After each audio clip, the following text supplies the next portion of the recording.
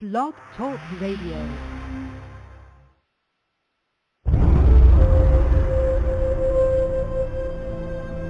He is the last of his kind.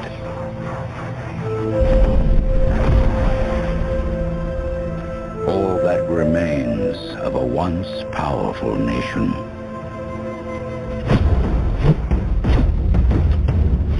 Some think he is a myth.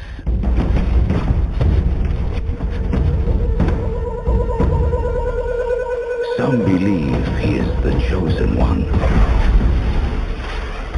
who will bring balance to a world at war. And some will stop at nothing to destroy him.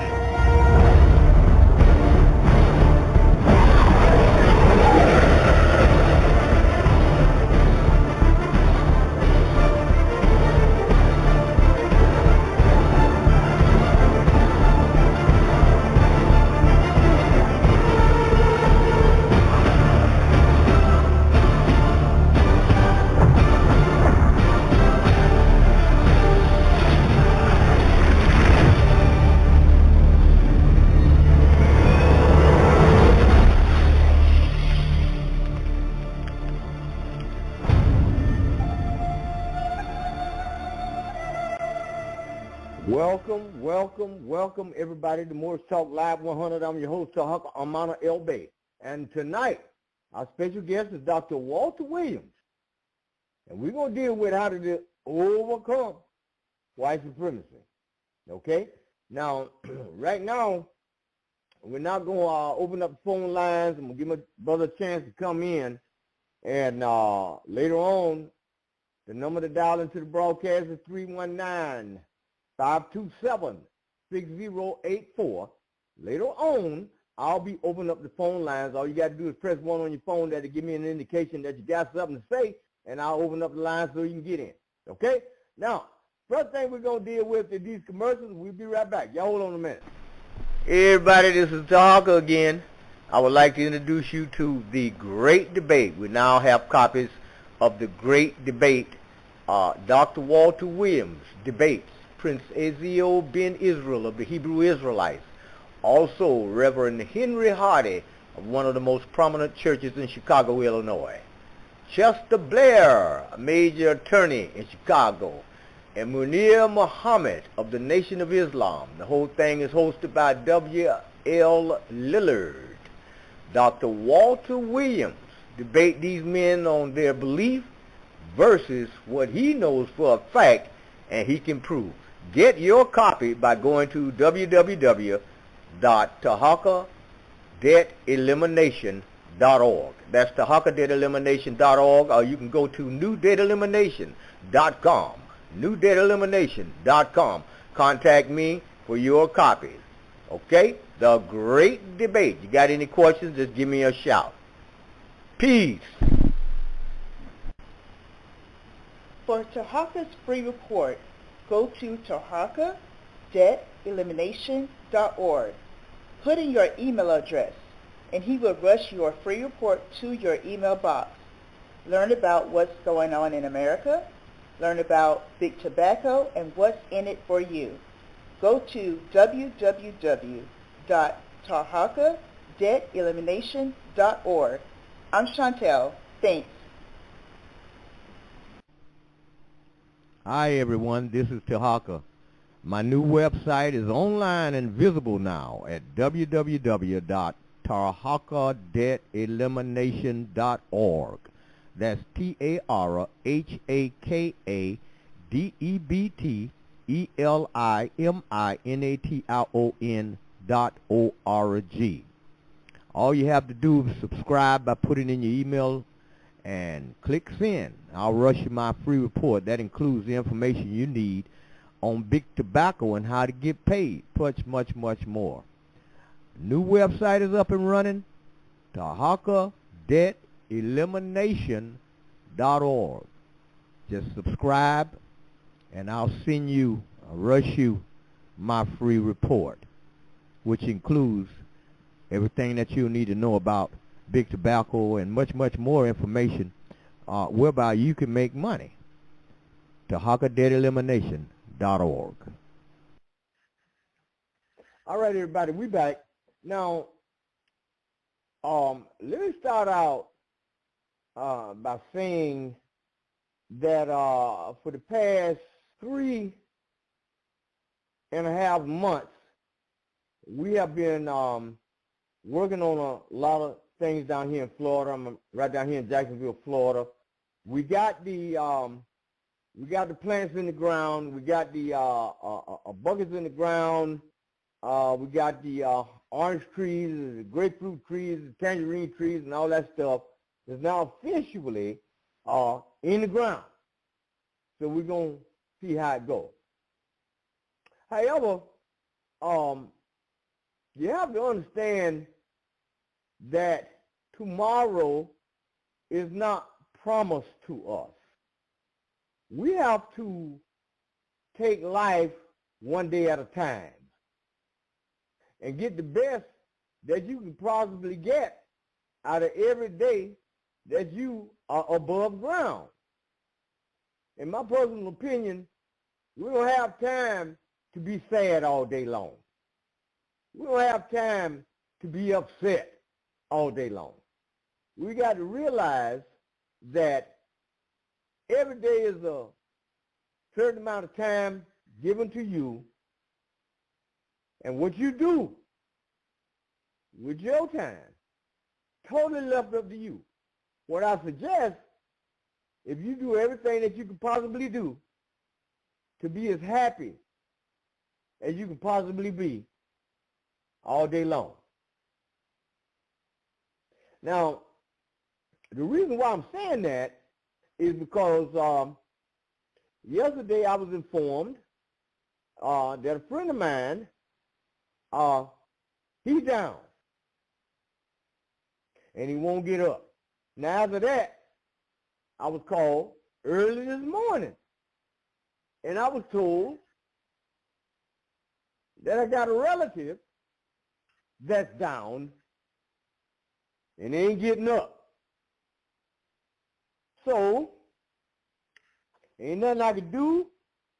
I can't, if I had the power, I would do everything that I could possibly do, change circumstances, but I can't do it. There's nothing I can do. So, therefore, we have to remember that wherever we are, whatever circumstances that we got going, we want to get the best or whatever it is that we're doing to get the most out of every hour and minute and second that we got on this rock that we own. Now later on, you press 1 on your phone, you can dial into the broadcast. The number is 319-527-6084. I open up the phone line and we can you can get on in. And also, what I want to recommend to you, and keep in mind, what we have done is we have shut down NewDataElimination.com. It doesn't exist anymore. Anything you want to do, you can contact me directly, or you can go to TarhakaDebtElimination.org. But NewDataElimination.org and .com, all that's been shut down. Okay? I just want to make sure I get this out here because we have done previous radio broadcasts, and of course these commercials have been running on that broadcast. But I want to let you know now, officially, TarhakaDebtElimination.org is where it's at. That's where we're at right now. Also, it seems to me, because I've been getting a lot of phone calls lately, that this child support situation is a monster. And I mean, for some reason, they are messing with folks all over the United States with this thing. Now, I haven't heard a whole lot about the student loan, but the child support thing, I've been hearing a whole lot about that. So, if they're messing with you, TarhakaDeadElimination.org, or you can contact me directly, and of course you got my phone number now. If you're on the radio broadcast, you can click on in and deal with that. But anyhow, what I'm gonna do is I'll roll on until my guest get in the queue. When he gets in the queue, you press 1 on his phone. That'll let me know that he's in the queue. So y'all hold on a minute. Every black person on the planet who has been exposed to white supremacy, and the assumption is every black person on the planet has been, even when they haven't been in contact with white people directly. They've been exposed to the white culture indirectly. White culture is about white supremacy. Now, what does white supremacy do? It teaches people of color that if you are a male, you cannot be a man, period. Not in the system of white supremacy. And you're not going to be treated like a man, ever. Now, you can walk around and think that you're a man, but that's between you and you, strictly between you and yourself, because no white person has an obligation, if you're a black male, to treat you like you are a man. And it's logical simply because in the system of white supremacy, it's impossible for a black male to be a man. It doesn't make any difference how old he gets or what he knows or what kind of connections. That can't be done. I just start with myself. I'm not eligible, not qualified to be a man. Why? Because I was born in captivity, that's why. When you're in captivity, when you're a prisoner of war, you are strictly that and nothing else, a prisoner of war, a victim of white supremacy. And you don't have another title. You can give yourselves all kinds of titles, which is why black people love titles. We give ourselves all kinds of titles. We give each other all kinds of titles. Some titles, it's not as bad as it was in the old days. I say bad, if you want to use that word.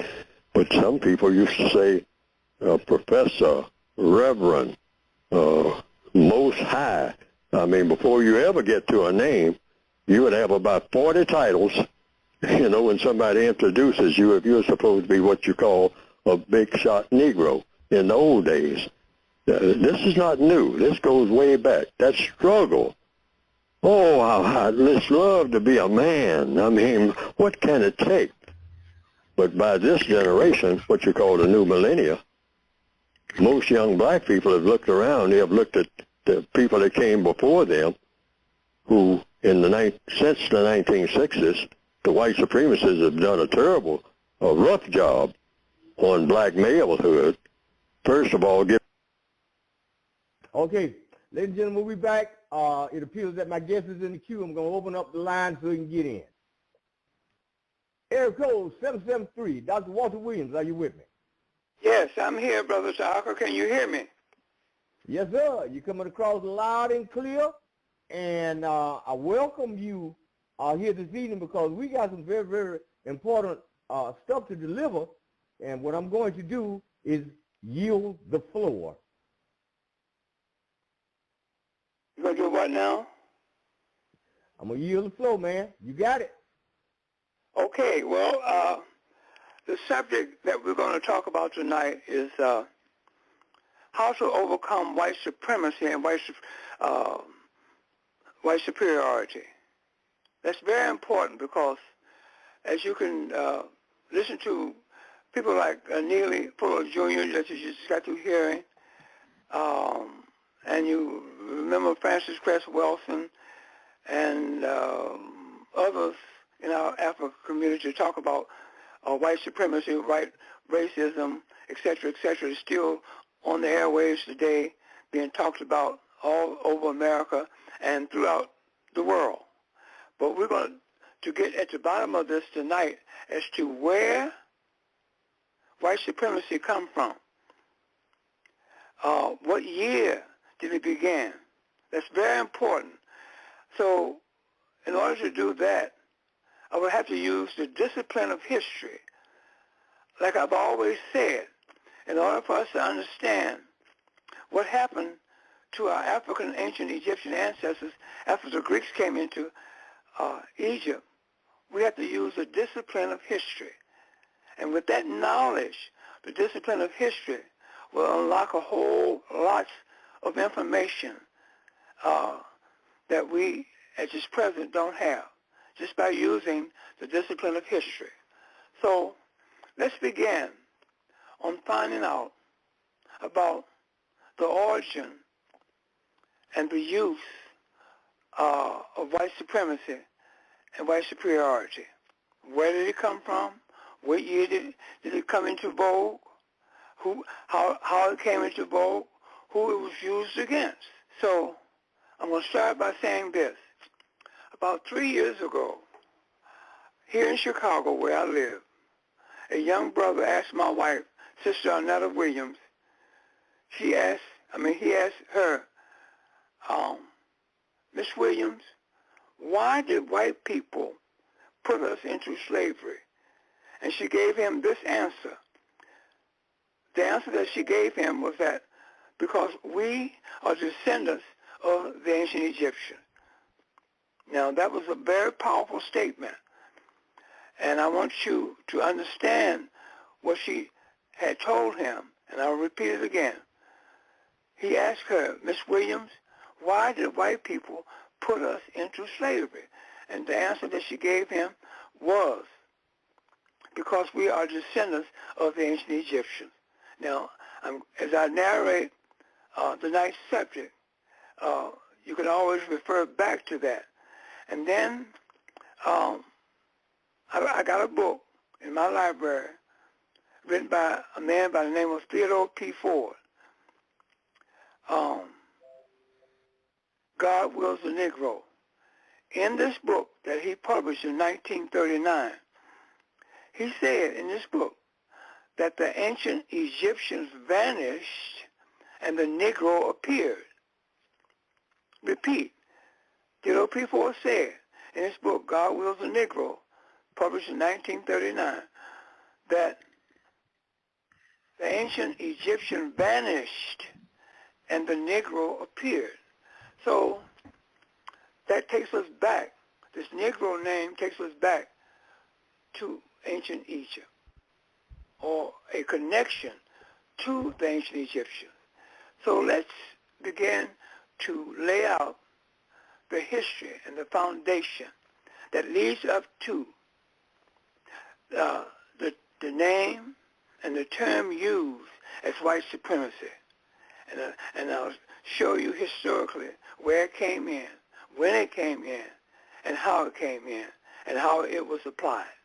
So let's begin with the world's first and oldest civilization, created from the culture of a people known to us today in history as the ancient Egyptians. And I'm going to begin that beginning history for them is 10,000 BCE. BCE dates, you count down. Today's dates that we live in, which is CE time, you count up. So remember that BC dates you count down. Today's dates that we live in, you count up. So anyway, we're going to start with a people known in history, an African people that's known in history, that lived in the continent of Africa, in a country called Egypt. And from their culture came the rudiments and the foundation for civilization. Now, the rudiment and foundation that came through their culture is literacy. They were the first people that were literate on planet Earth. Why? Because they created an alphabet.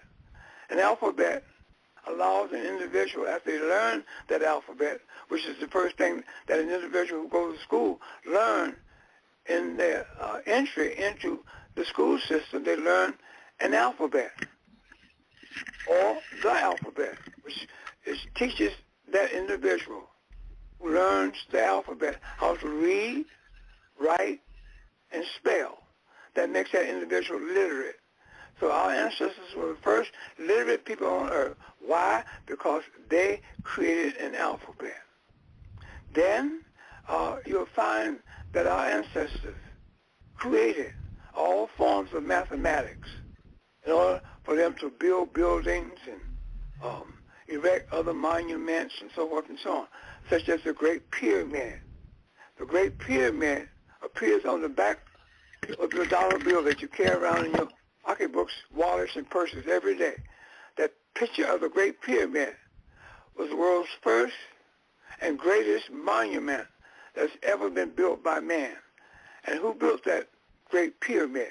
It is standing in Egypt as I speak, built by an African people known today as the ancient Egyptians. So, from time to time, Brother Tarhaka takes my book, The Historical Origin of Christianity, and read the introduction of that book.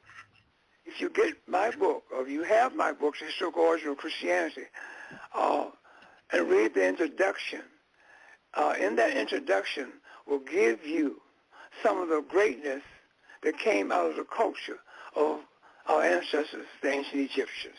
So that's the first thing that you have to understand, that something about the ancient Egyptians, what they brought to this world, before the Europeans ever came on the scene of history.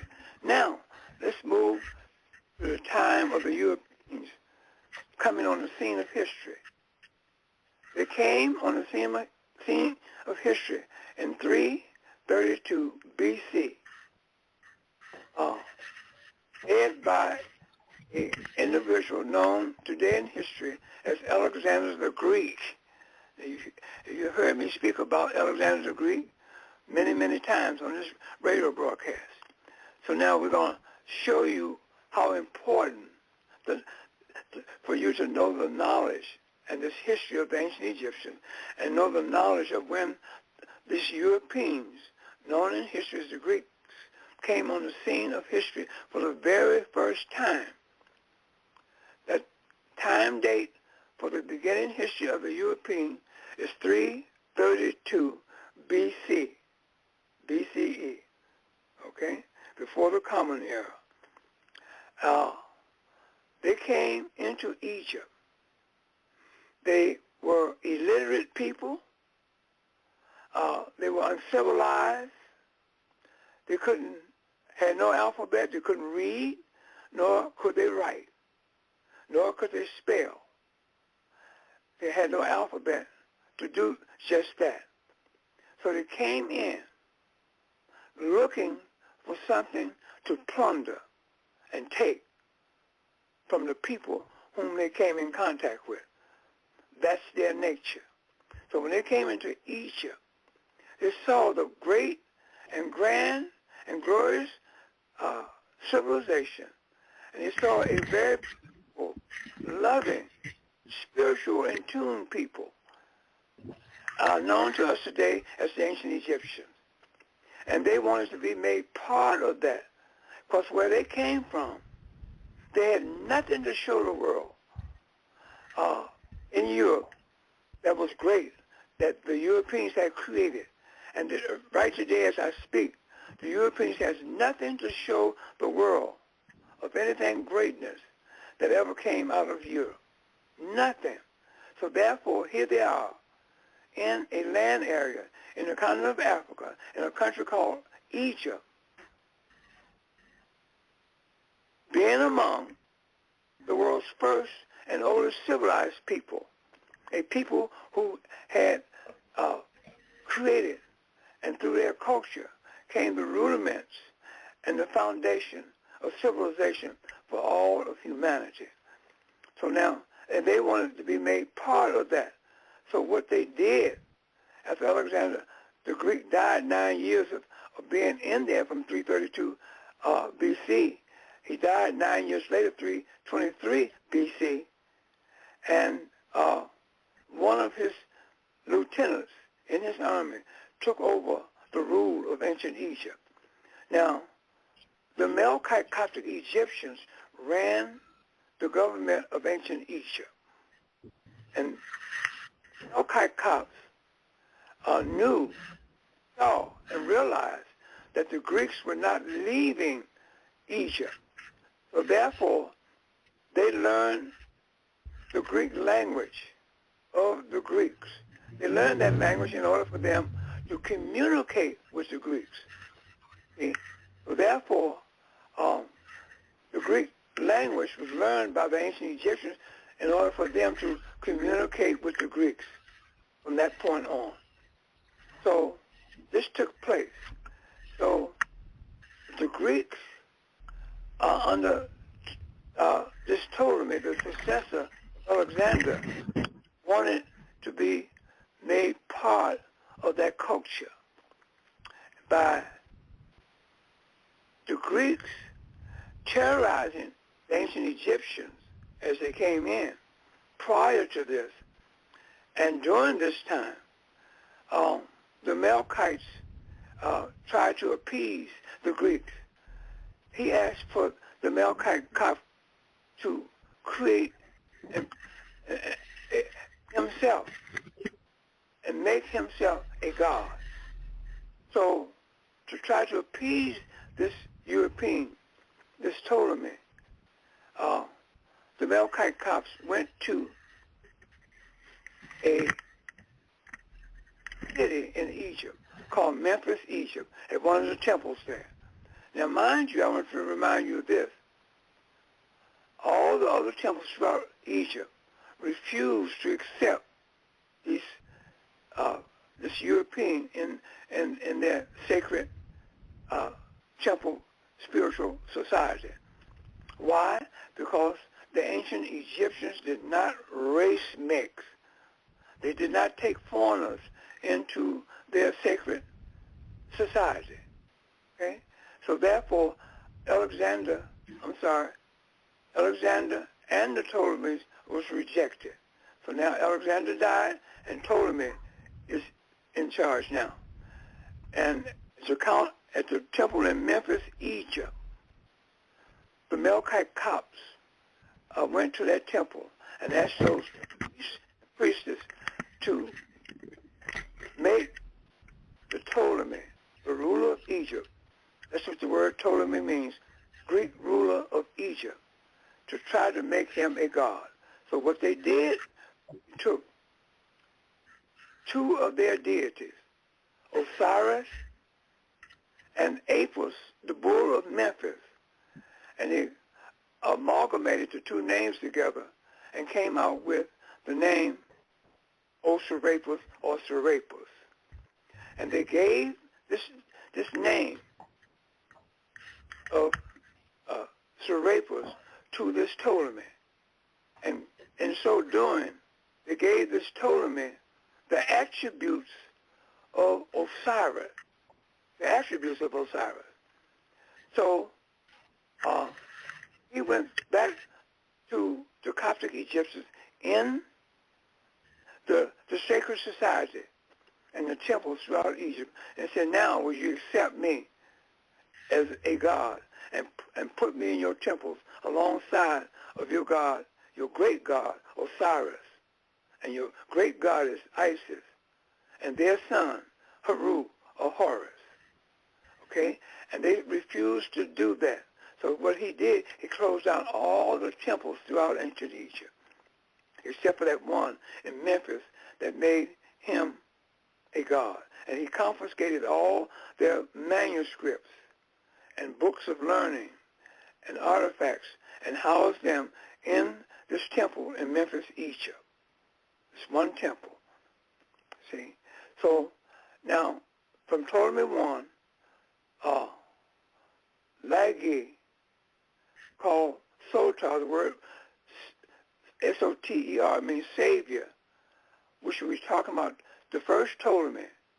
And from the first Ptolemy,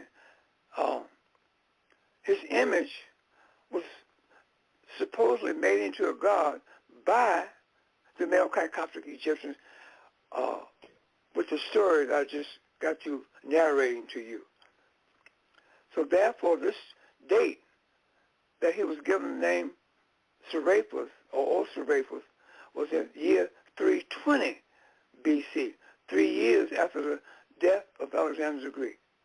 So from the first Ptolemy being Ptolemy I Lagi, called Sotar or Savior, which was in 320, you had 13 other Ptolemies that came behind him. In all, you had 14 Ptolemies. All for 302 years, they tried to get this Serapis, which is the image of this Ptolemy, this Greek Ptolemy, to be accepted as a god in their sacred temples throughout Egypt. And that was rejected. So now, we come up to the time of the Romans. The Romans came in 30 BC.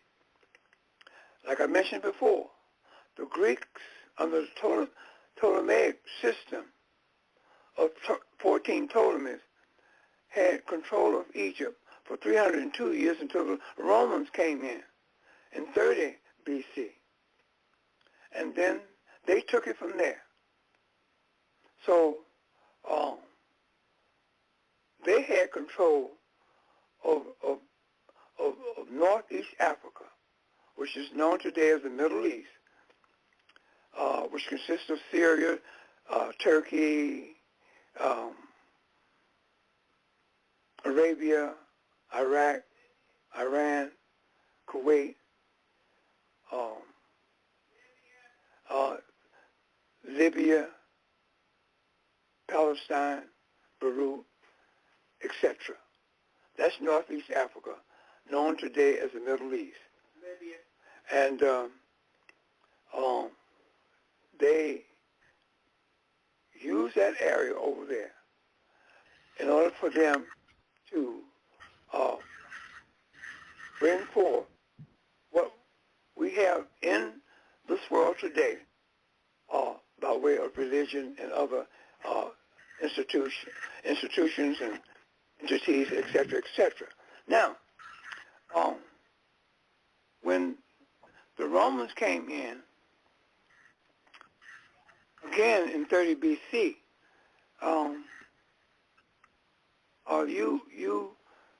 you had the Romans continuing to try to get the Serapis accepted into temples in ancient Egypt, or to accept them. They didn't have no temples at that time when the Romans came in, because Ptolemy I had closed down all the temples because they refused to accept his image as a god alongside of their god Osiris, Isis, and Horus. So they were using their homes to fellowship and spiritually keep in contact with each other and teach and homeschool their children. See? So now, the Romans are in now, and they're trying to get this image of Serapis accepted as a god. So now, this brings us up to the Council of Nicaea I, which from the beginning date of 320 BCE, when they took this Ptolemy, this Greek Ptolemy, and gave him the name of Osiris or Serapis, which was the attributes of Osiris.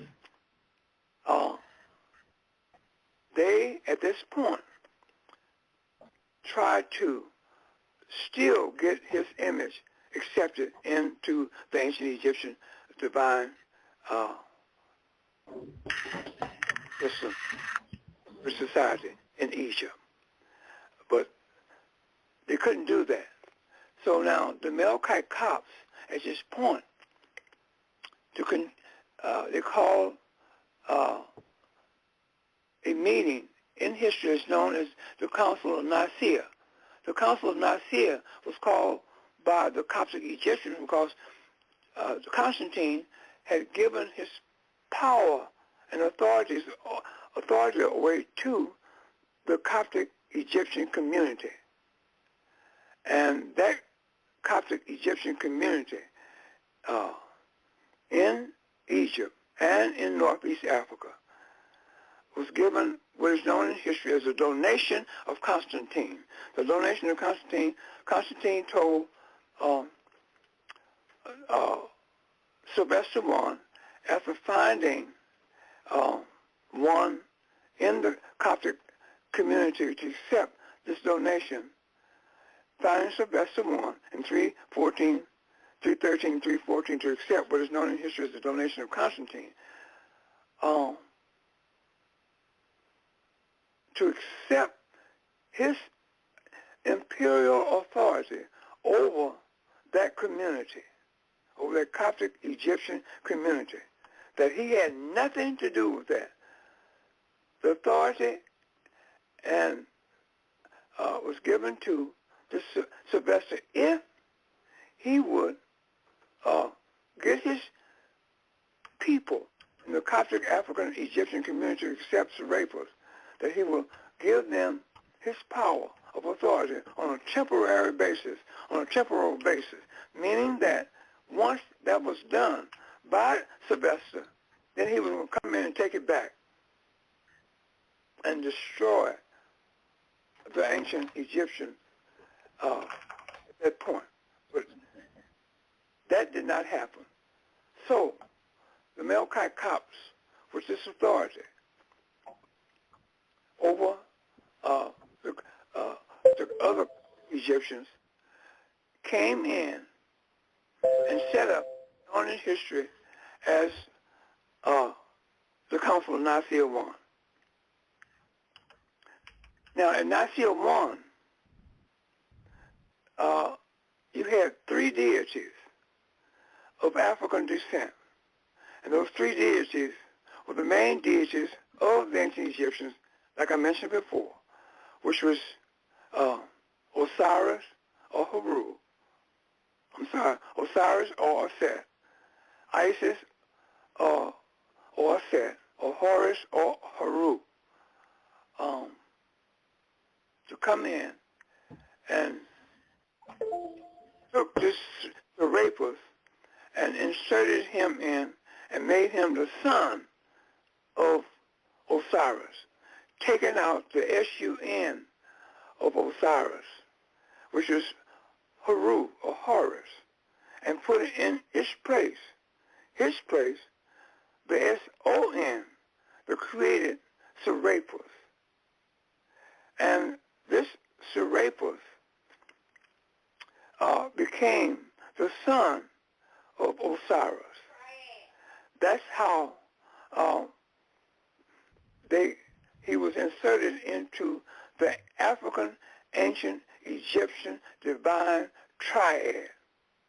And that African ancient Egyptian divine triad consisted of Osiris or Asar, Isis or Aset, Horus or Aru. And with that being done, and the council meeting of Nicaea I called by the Coptic Egyptians after receiving the donation of Constantine, that began the dismantling of the three main deities of the ancient Egyptians. Now, this is very important to know what I'm saying, because it all ties in with white supremacy and white racism as we know it today. We have to find out where it came from, the foundation of where it came from, leading up to the point of when it came in for the very first time in history. In order to do that, I have to narrate all through what I'm telling you now by way of using the discipline of history. Now we're going to go into the Council of Ephesus, the most important ecumenical council meeting ever held on planet Earth. At that council meeting, here comes the Monophysites saying that Serapis had an Osiris-like spirit, but no human nature. No human nature whatsoever. Only an Osiris-like spirit.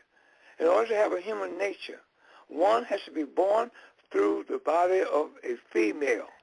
And what they did, the Council of Ephesus, they created a non-human creature by the name of the Virgin Mary, giving this non-human created creature, the Virgin Mary, the attributes of Isis, and giving this non-human, the Virgin Mary, the Ka of Isis, in order for her to be amalgamated with this non-human created creature called Supremacy. After the amalgamation of these two created non-human creatures came Christ. When that amalgamation was done, the Coptic Egyptians said, now this is the Christos. They were speaking Greek. And in Greek, the word Christos in English means Christ. So that's how this Christ was made and created right there at Ephesus. Now, let's move a little further in history. Let's move 101 years later in Constantinople. Constantinople today is known as Istanbul, Turkey. In Constantinople, Turkey, Constantine had created that area for his capital as the Byzantine Empire, the capital of the Byzantine Empire, and he built a double wall around the capital city. 101 years after Ephesus, in 431, Justinian I and his wife were in power. Justinian was the Roman emperor, and he commissioned African builders and architects to build a church in honor of Mary and Christ. It's called the Church of Hagia Sophia, the world's first Christian church ever built on planet Earth. Okay? That church was in use for 902 years until the seat was moved out of northeast Africa, out of the double-walled city of Constantinople, out of the world's first Christian church ever built, into Europe at that time. By John the VIII, taking that seat, which was the first seat of Christianity now, and now moving it into Europe because of the Ottoman Turks, who had usurped most the land outside of the double-walled city of Constantinople that the Romans had possessed under their rule and under their empire. So that land, all that land except for the double-walled city of Constantinople, had been usurped by the Ottoman Turks. And the Ottoman Turks came in there in 1300. Okay? So, with that being a threat to the Roman Byzantine emperors, they decided to move that seat out of northeast Africa into Europe, which they did in 1439. John VIII went into Florence and Ferrara, Italy, and relinquished what is known in history as the donation of Constantine for that seat to be moved out of northeast Africa into Europe. So now, in the meantime, let's go back. Before this all happened, by way of the seat being moved, we're going to go back to the time of the Seljukian Turks.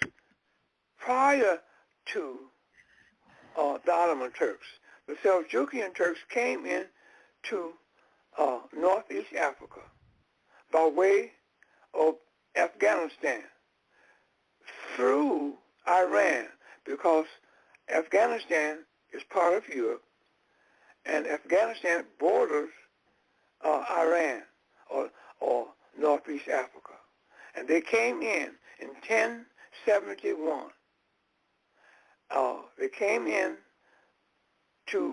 by way of Iran and into what we know today as Turkey, etc., etc.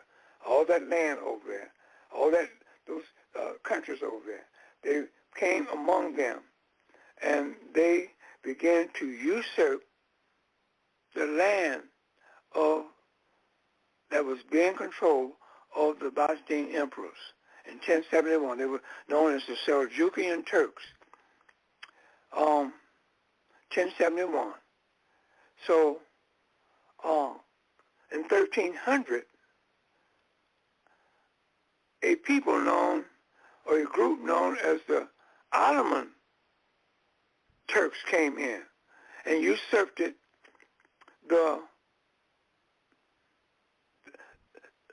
the first Turks that came in, okay, the Seljukian Turks. So they took over the land that was usurped by the Seljukian Turks, the land that was controlled under the Byzantine Empire. So therefore, they came in and usurped that. So that posed a threat to the Byzantine rulers, like I mentioned before, and the Byzantine emperors. And they knew it was just a matter of time before these usurpers, known as the Ottoman Turks, would break through that wall and capture the double-walled city of Constantinople. But before that happened, John VIII, like I mentioned before, went into Europe, into Florence, Italy, and Ferrara, Italy, and relinquished that seat of Christianity so it could be moved into Europe, and it was moved on the outskirts or the suburbs of Rome near the catacombs. You see? Now, in the meantime, in 1091, let's go back again. In 1091, in the Spanish people living in Spain asked the people in Egypt, known as the ancient Egyptians in today's history, asked them to come into Spain and bring civilization to them. This is in 1091. And this is also the beginning of the first European Renaissance period. And they came in at the request of the Spanish government at that time in 1091. They did not invade into Spain now, because our ancestors are not invaders. They're not usurpers. They don't cut off people's culture. They came in to teach and to uplift and add to the primitive culture of the people whom they come among. So they came into Spain in 1091 from the area or the country that is known as Morocco. Now, mind you, the ancient Egyptians not only lived in Egypt, which Egypt is a country that borders the Mediterranean in North Africa. Also, they lived west of Egypt along the Mediterranean in countries that we know today as Libya, Tunisia, Algeria, Morocco, and Mauritania. All those countries that are named, those 6 countries, was under the umbrella and the control of the ancient Egyptians, all under that one umbrella of the Commonwealth of ancient Egypt. That was the Commonwealth, okay? And ancient Egypt was the capital of the African ancient Egyptian Commonwealth. And from that Commonwealth are the countries that I just named. Now, the ancient Egyptians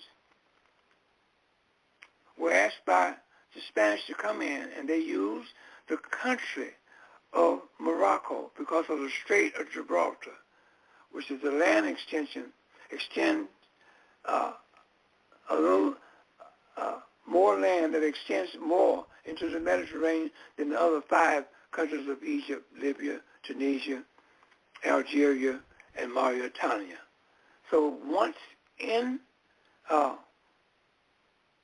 into Spain, they were called by the Spanish people black Moors.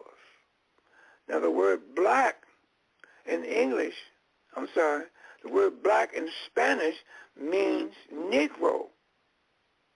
Negro and black is synonymous. Now I want you to understand that. That's where the term black and Negro was first applied in human history to our ancestors, the ancient Egyptians, after the Spanish-speaking people asked them to come into Spain to bring civilization to them, and our ancestors used the country called Morocco on account of that extended land known as the Strait of Gibraltar to do just that. And at the end of the Strait of Gibraltar, you had to take a boat and travel to the shores of Spain, which that travel extends 8.9 miles by way of boat from that strait to get you into the shores of Spain. So once in Spain, the Spanish people called our ancestors black Moors or blackamoors. Black, again, means Negro in Spanish. Spanish, and using the name Negro and black is synonymous. So that's where that word Negro and black came from. Very important to know that, because it all fits in when I get through with my narration as to when and what date did white supremacy first began. Very important. But I have to tell you all of this and walk you through history to lead up to this point. Okay? So now,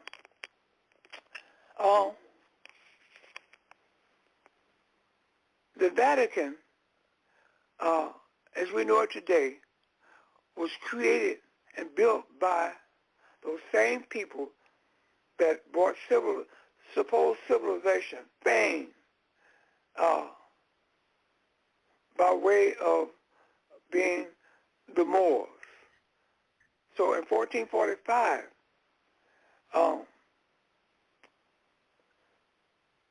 the 12 humanists that had received the seed of Christianity from John the VIII, had received the seed of Christianity from him, got permission from the Roman authorities for land that was given to them by the Roman authorities to create the second seat of Christianity, which was on the outskirts of Rome, or near the catacombs. So, in 1444, these 12 humanists asked a people that we know today in history as the Moors to come into Spain, to come out of Spain, to come into the Vatican area or the suburbs of Rome to build the second seat of Christianity, which they did in 1445. They broke grounds to build the second seat of Christianity, which was the St. Peter's Church, known today as St. Peter's Basilica. They did that. And then they began to lay out and replicate the double-walled city of Constantinople, which was the first seat of Christianity, as I described earlier. So now they're using this blueprint to replicate the second seat of Christianity. as you go to the Vatican today, you'll find out that the Vatican is a walled city on its own. That was done on purpose to separate the religion of Christianity from the state. So the state has nothing to do with what goes on in the Vatican as I speak today.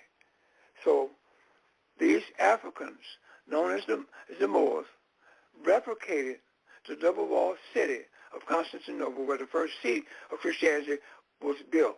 Now they're building the second seat of Christianity, beginning in 1445, breaking grounds to build what is known today as St. Peter's Church and St. Peter's Basilica. In 1473, in the same area, they began to build the Sistine Chapel. See? Now, you got the Moors, which are Africans. The Moors is nothing but another name or a nickname given to the descendants of the ancient Egyptians under that name. So, who brought a form of civilization to Spain? A people known as the ancient Egyptians in history. In Spain, they were nicknamed Black or Moors. Black, again, and Negro is synonymous. Here, these same people in Spain that brought civilization to Spain, or the Spanish-speaking people, are now asked to come into, on the outskirts of Italy, or the outskirts of Rome, to build the Vatican for them.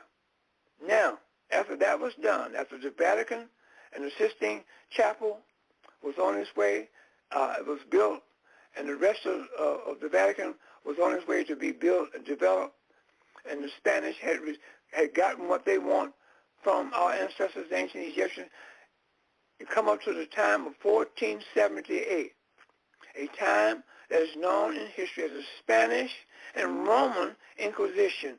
Now, Spanish Inquisition was created by Ferdinand and Isabella, okay, to expel the Moors out of Spain for religious and racial reasons, mostly racial reasons. At the same time, the Roman Catholic Church had allied with the with the Spanish government. They had allied themselves with the Spanish government, and they became part of the Spanish government. So therefore, you get in history, when the Inquisition came along, it's called the Spanish and Roman Inquisition. The Roman, they mean the Roman Catholic Church, played a part in expelling the Moors, who are ancient Egyptians, out of Spain and out of the Vatican. Okay, that was done in 1478. Now, with that expulsion coming, in 1492, Ferdinand and Isabella had hired a ship owner by the name of Christopher Columbus to take Moors out of Spain and dump them anywhere away from Spain. And they were also hired by the Roman Catholic Church to do just the same thing, to expel them. Why? Because they didn't want the world to know that these African people had done so much for them, that these African people had came to their country and began to develop civilization for them, to begin to introduce literacy, introduce bathhouses, public bathhouses with the use of soap for the very first time in Europe, to create and establish a government system for them, which they never had. So they, and and a building system that they never had over in Spain. They built those cities that we know today as Grenada, Seville, Cadillac, et cetera, et cetera, et cetera. And they built those cities, laid them out, and they built buildings to accommodate those different land locations in Spain. So therefore, it was time for the European Spanish-speaking people and the European people of Italy that is connected with the Roman Catholic Church, as we know it, to expel these Africans who brought and built these entities that I just mentioned in Europe and in Spain. They didn't want the world to know that these Africans did these things for them. So, in 1492, Christopher Columbus was hired by Ferdinand and Isabella and the Roman Catholic Church to expel these African Moors out of Spain. So in 1492, Christopher Columbus found himself in a strange land area that we know today as America or the Americas. He found himself in North America, not knowing it was North America, thinking that North America, that he had ended up in India, but no, he had ended up in North America. Today, we know it today as America. And that was in 1492. And then he went back into Spain to tell the Spanish-speaking people and the rest of Europe what he had discovered. So Columbus discovered America for white people because America was not lost. People were living here. People were living here already with the indigenous Indians and with the indigenous Mexicans over here in this hemisphere. And the people I'm talking about, you had African people over here already living among these people. Now, some years back in Chicago, maybe about 8 or 9 or 10 years ago, they had, right here in Chicago, they had at the Mexican Museum, they had a exhibit called the African Presence in Mexico. My wife and I went to that exhibit, and we studied and learned from that exhibit that in Mexico, before Columbus came over in this hemisphere, Africans were living over here among these Mexicans and among the indigenous Indians over here in this hemisphere, okay? And, of course, you know, they brought a form of civilization to these indigenous people. So they were over here in the hundreds and in the thousands. Now, when Christopher Columbus came over here with his boatload of Africans known as the Moors, he also unloaded these Africans under the Moors over here in this hemisphere, and he went back to Spain to get more of the Africans that was being expelled out of Spain and Rome at the same time. So he began to bring more and more Africans of ancient Egyptian descent over in this hemisphere. Now, from 1492 to the time of slavery, 1619, you have a time period of 127 years in there that nobody talks about. I don't hear nobody talks about it. They talk about slavery. They go up to the wall of slavery, and that's where they stop.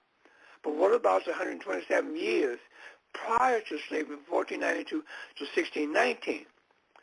That 127 years was used by those same Moors to bring civilization over in this hemisphere that we know about civilization as we know it today.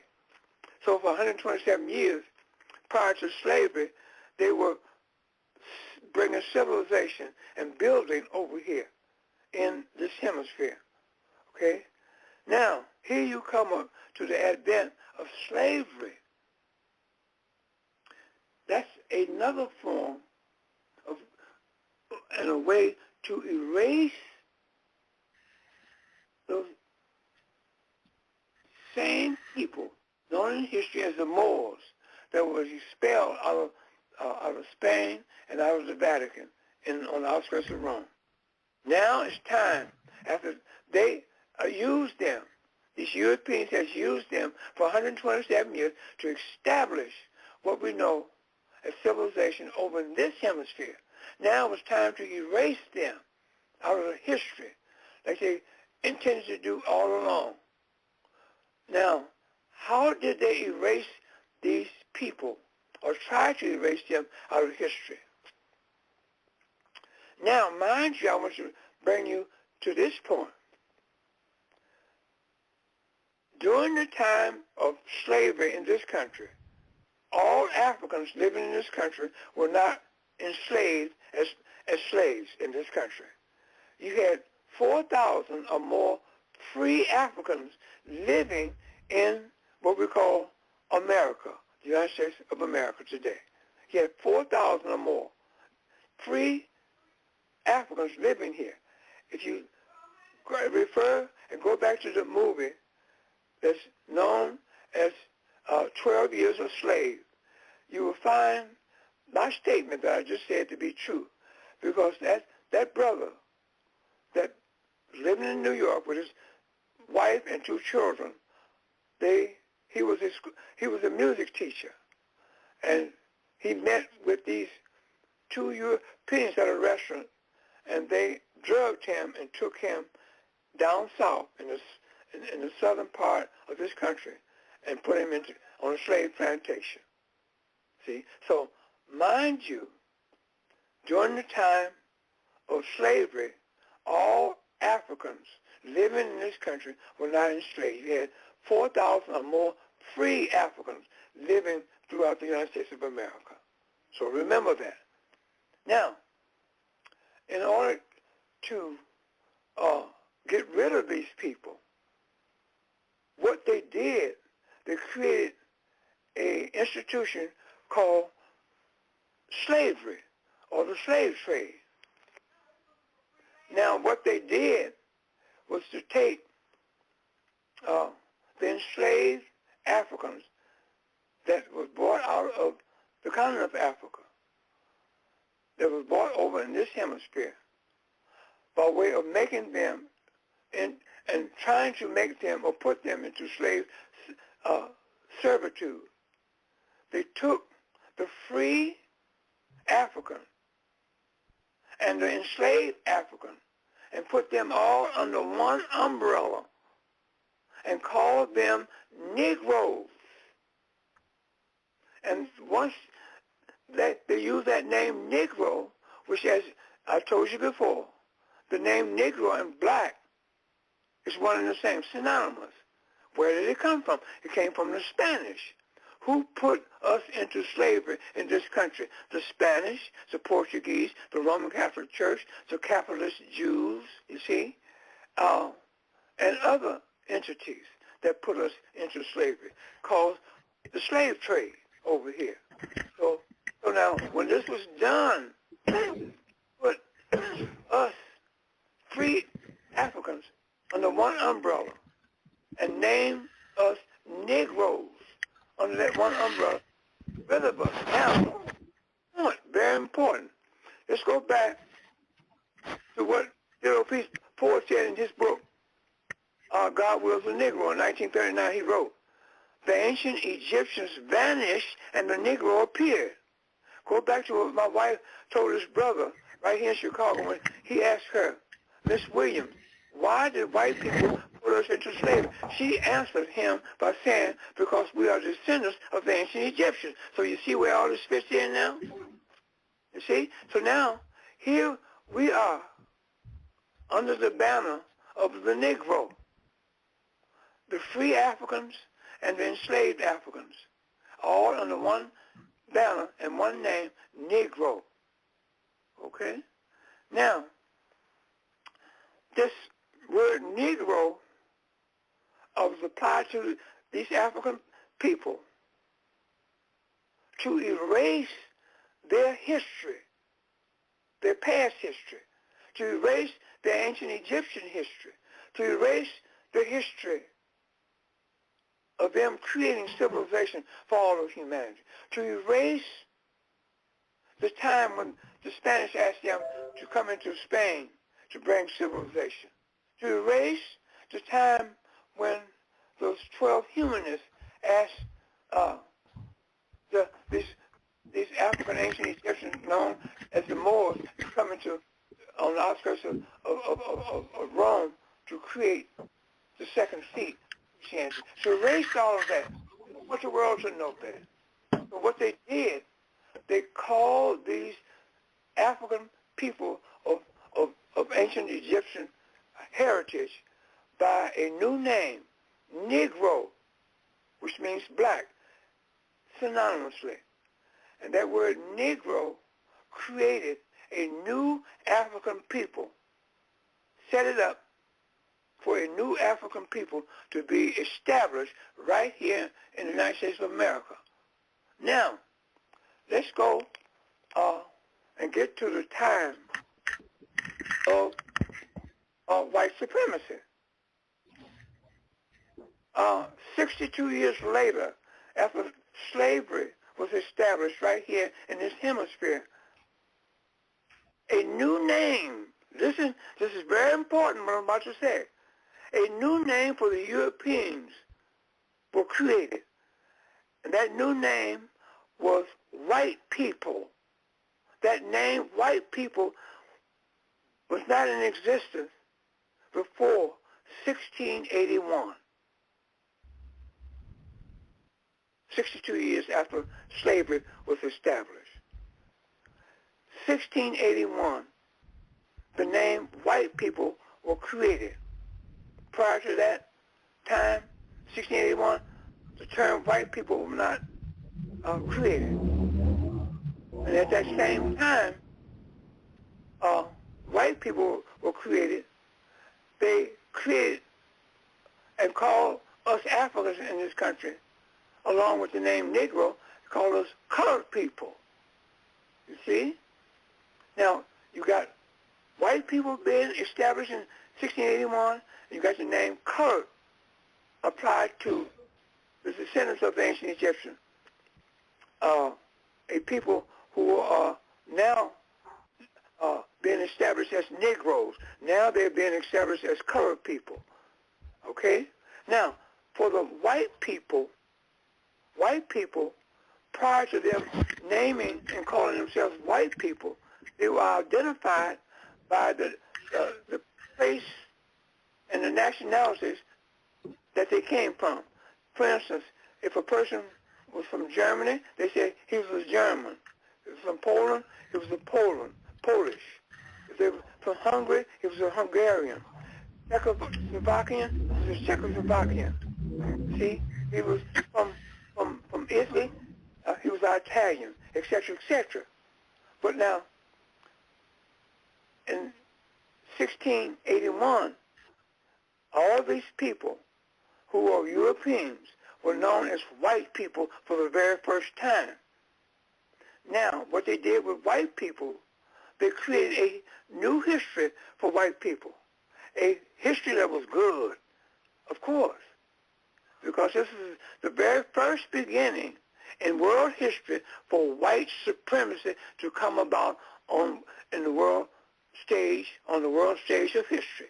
Remember that 1681, when they created this one term, white people, they came and established a history for white people and establish what is known and used today in practice as white supremacy. Along with that, they created for the Africans a name, colored people. And they used this name, colored, for the Africans, but they put a history to the name colored that was negative. Okay? Nothing that would uplift the colored people. Everything they applied to the word colored and the colored people, it was negative. Everything that they applied to white people was positive. You see? Now, that was the 1681 was the very first date in human history that white supremacy had began, right here in this hemisphere. Now, in the 1500s, the British started coming over here in this hemisphere, and they created colonies over here, 2 colonies, the beginning of 2 colonies that they began, which was in Virginia and Maryland. And then they added 11 other colonies to make it 13 colonies over here. Okay? They set it up for the coming of the Constitution. See? Now, the American Revolution was fought in this country against the British in 1775. That was the beginning of the American Revolution. In 1787, they made this hemisphere, or what we know today as the Americas, they made it unified under a constitution in 1787 in the city that we know today as Philadelphia. That was the very first meeting in America's history to create a constitution that was done in 1787. At that constitution meeting, they embedded inside of that constitution white supremacy, or white racism. That's where it's embedded. It's still there today. That's the problem today as I speak. That white racism, where did it come from? It started in this country called America in 1681 by the name and the creation of the name white people. That's where it came from, and that's where it began, and it's embedded today as I speak in the United States Constitution. You see? And from that point on, that white people term, or that white supremacy term, or the white superiority term was intended for the white male only. He was to become the only individual in this country to become a citizen by way of the United States Constitution. Okay? And from that point on, embedded into the Constitution was white supremacy at that point. So I went on and on and on to tell you this in order for you to understand where white supremacy came from, who it was applied for, and 2, where color people came from, and they, as you can remember, let's go back to the color that was created, or colored people that was created for the Africans who are descendants of the ancient Egyptians. They had colored bathrooms, washrooms, colored water fountains. They had, the balcony was regulated for colored people to sit up in the balcony, not on the first floor. It was reserved for white people. You had colored people had to go to the back of the bus because they were colored. and under the Jim Crow laws, Jim Crow was first created during that time also, along with white people, the creation of white people. Along with the creation of white people and white supremacy came Jim Crow under the banner of colored people. That was the first beginning of the Jim Crow laws that were created for colored people in this country. They also created, by using the color of a race of people, by being the African people. One day I was looking up in my dictionary a definition that I wanted to define. And in so doing, I ran across another definition that I didn't expect. That definition in the Webster's Dictionary in the 1957 edition of the Webster's Dictionary, I found the definition of color line. It said in this dictionary, Webster's Dictionary, on the color line, it says a barrier of political, social, and economic restrictions imposed upon the Negro and other colored races. Draw the color line and keep it, enforce it. So that color line was created for an African people known in history as the ancient Egyptian descendants, by way of using and calling them Negroes. Okay? By so doing, they created a new African people.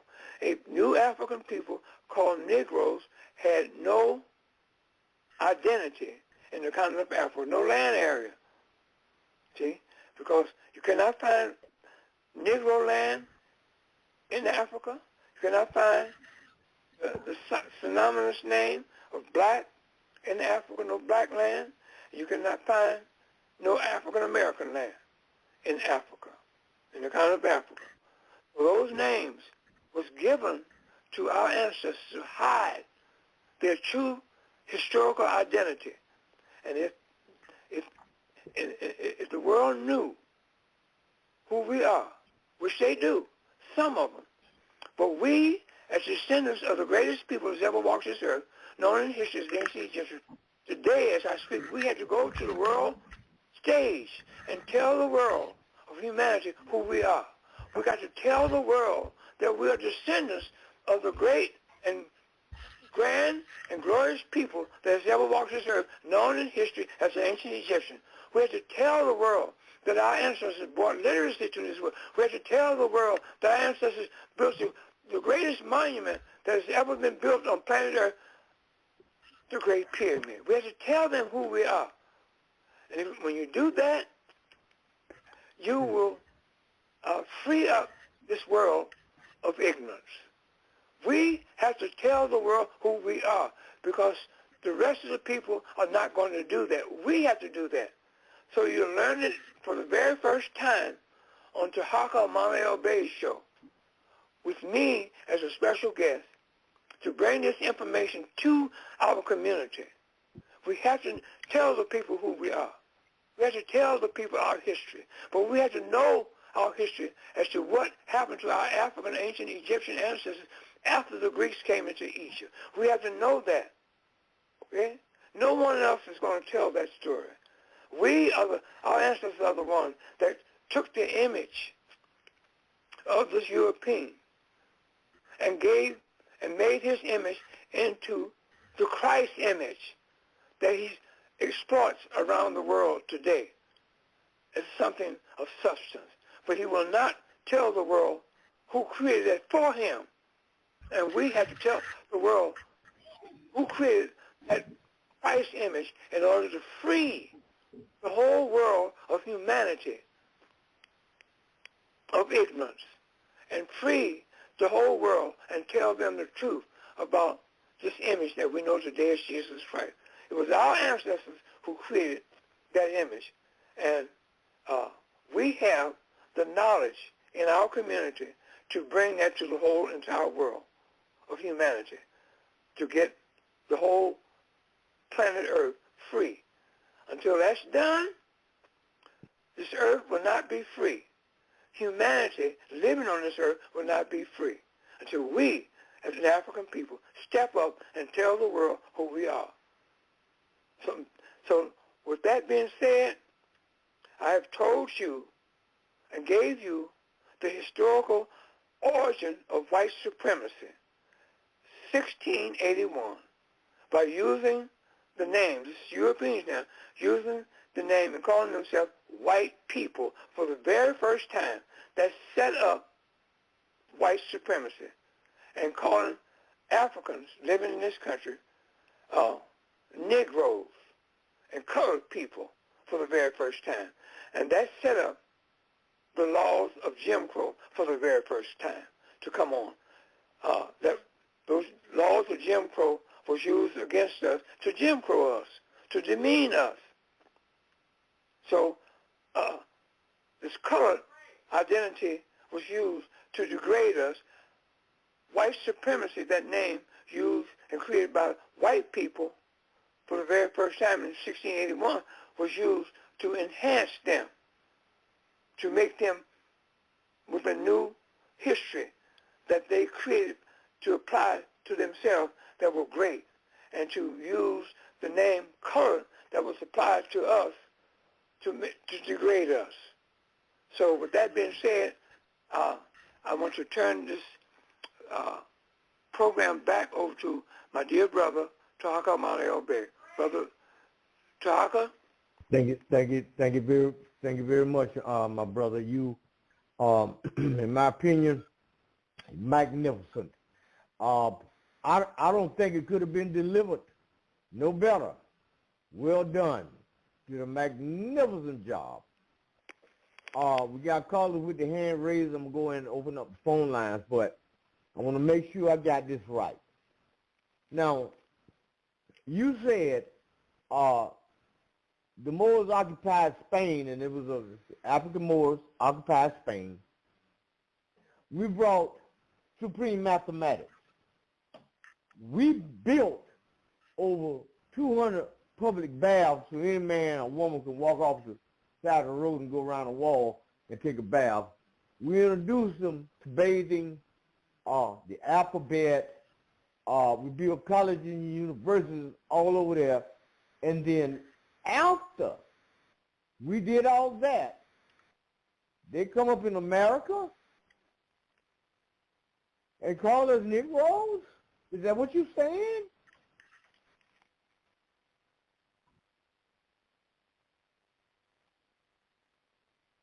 Is that what you're saying, Dr. Williams?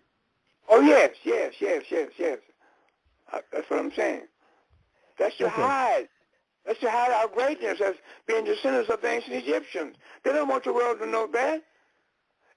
When the world finds out who we are after we tell them, then white supremacy is over with. It's over with. Okay. Because they cannot match. All right. Well, we have our a caller. ancestors. Go ahead. They cannot match our ancestors' history. They cannot do it. So let's go to the caller. All right. I got a caller at area code 609. I'm going to open up the phone lines. If you have a question or comment for our guest, now's the time to do it.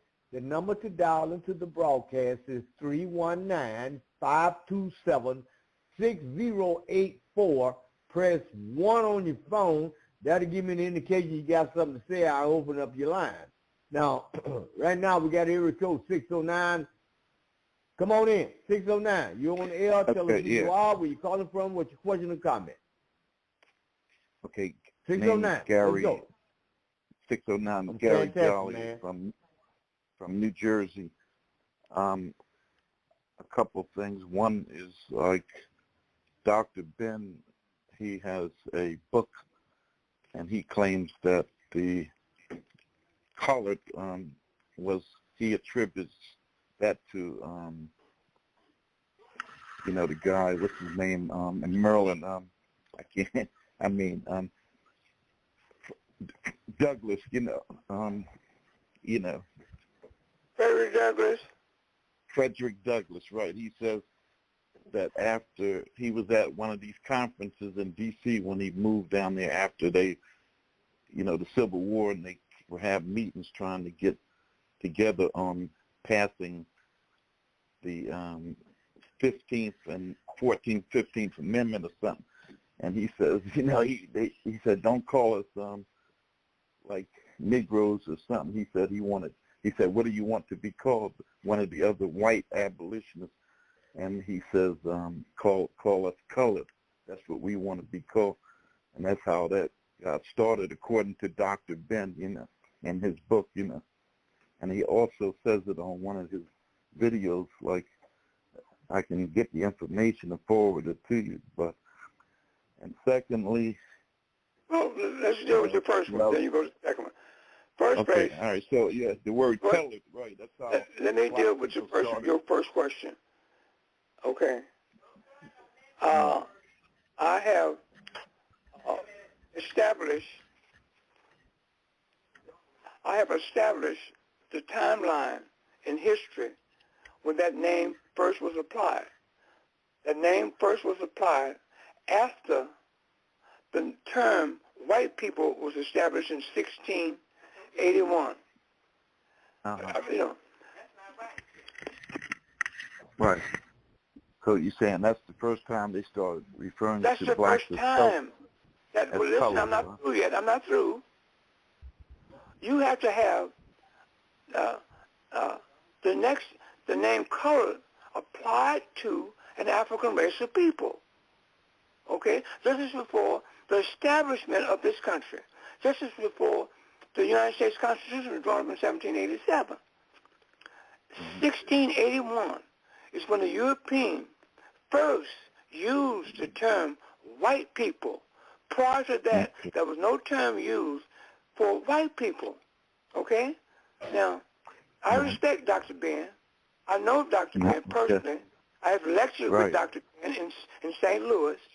Okay? But I disagree with that. I'm giving you something before Frederick Douglass. Well, how about the Constitution, like the references to black people or African Americans? The word Negro is all throughout the Constitution. That was 1770, 1787 or whatever, when they drafted the Constitution of the United States. They were using the word Negro. That's what they're using. Say that those Negroes that are held in service of labor, you know, it's several. They don't say come out and say slavery in the Constitution, but that's the language that they use. Those Negroes that are being held over in the service of labor, the exact words that are in the Constitution. Okay, well, wait. And it says Negro. Okay, I got you. Word Negro. I got you. Mm-hmm. I got you. Right. Okay. What I'm talking about is before the Constitution, before this country was established as a country by way of the Constitution. You're talking about something that happened after that. The word Negro had been established and applied to an African people in 1619. Okay, this is before. What you talking about? In Spain, like you said, that's where it comes from. It's a Spanish word, so that's where they started really in the 1400s, like using Negro, like, you know. So. All right, I got you. I understand you. Okay, I'm through with it now. I've explained my point. And if you don't accept it, which is okay. Well, no, I didn't say that I didn't accept it. I was telling you something that's historically incorrect, and I was telling you something that's historically correct. The name Negro was created way before this country was established as a country by way of the United States Constitution, 1787.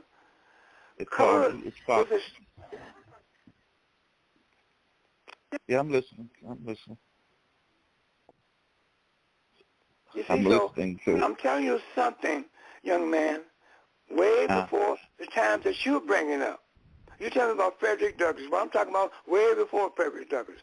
You're talking about during the Constitution. I'm telling you something way before the Constitution was ever established, way before this country was ever established. In order to have an established country, you have to have a Constitution to have laws put in place, okay, to create a country. So I'm talking about apples, and you're talking about oranges. So I'm talking about something way before what you're talking about. So with that said, I'd like to end our conversation, and thank you so much for the call. You don't want to hear what I got to say, or what? I don't understand it. Like, all right, well, tell me what you say. Okay, I'm going to give you a standpoint. Tell me what you have to say now. I don't hear what you have to say, but I don't agree with it, I'm telling you.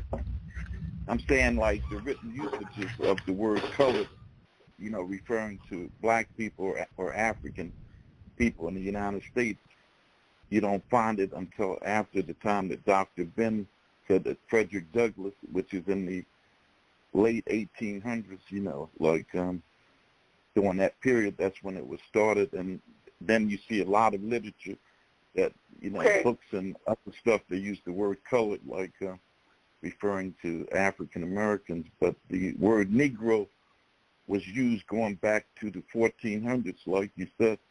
That's what they used. And then it's in the Constitution, Negro. When they write anything about black people, they use the word Negro until after that time. Okay, hold it. I hear what you're saying. I don't agree with what you're saying, I'm telling you. I'm telling you that I'm talking about something that happened way before Frederick Douglass, way before the United States Constitution was established in 1787, way before this country was established as a country, way before that, okay? So I'm saying that. Then what's your second statement? But you still didn't. Let's agree with your first one now. Go to your second one so we can go to the next caller.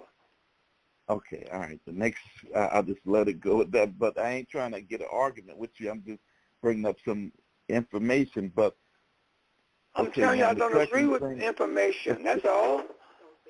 I'm telling you that. Well, I have a question. Could I ask a question? Yeah, sure. Brother, this is what I want to ask you. Mm-hmm. What is your nationality? My nationality is African or American. I live in this United States, I guess you can say. That's a nation. Like, that's not a race, but a nation. American. I was born in the United States, like, you know, so I guess, you know, I'm a relative. My the one that's going to be on a $20 bill, that's a blood relative, Harriet Tubman, of me. I was born in Maryland, Dorchester County, Maryland.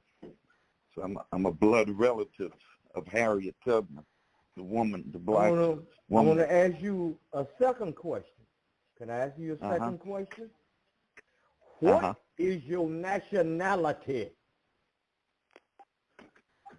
American, I guess, is the on my passport. It says I'm an American. That's the nation that is assigned to my paperwork. You know, on paper, that's what it says, American. But as far as what I believe, I believe I'm African. That's, you know, but Africa is a continent. It's not a nation. But if you say nationality, that refers to a nation.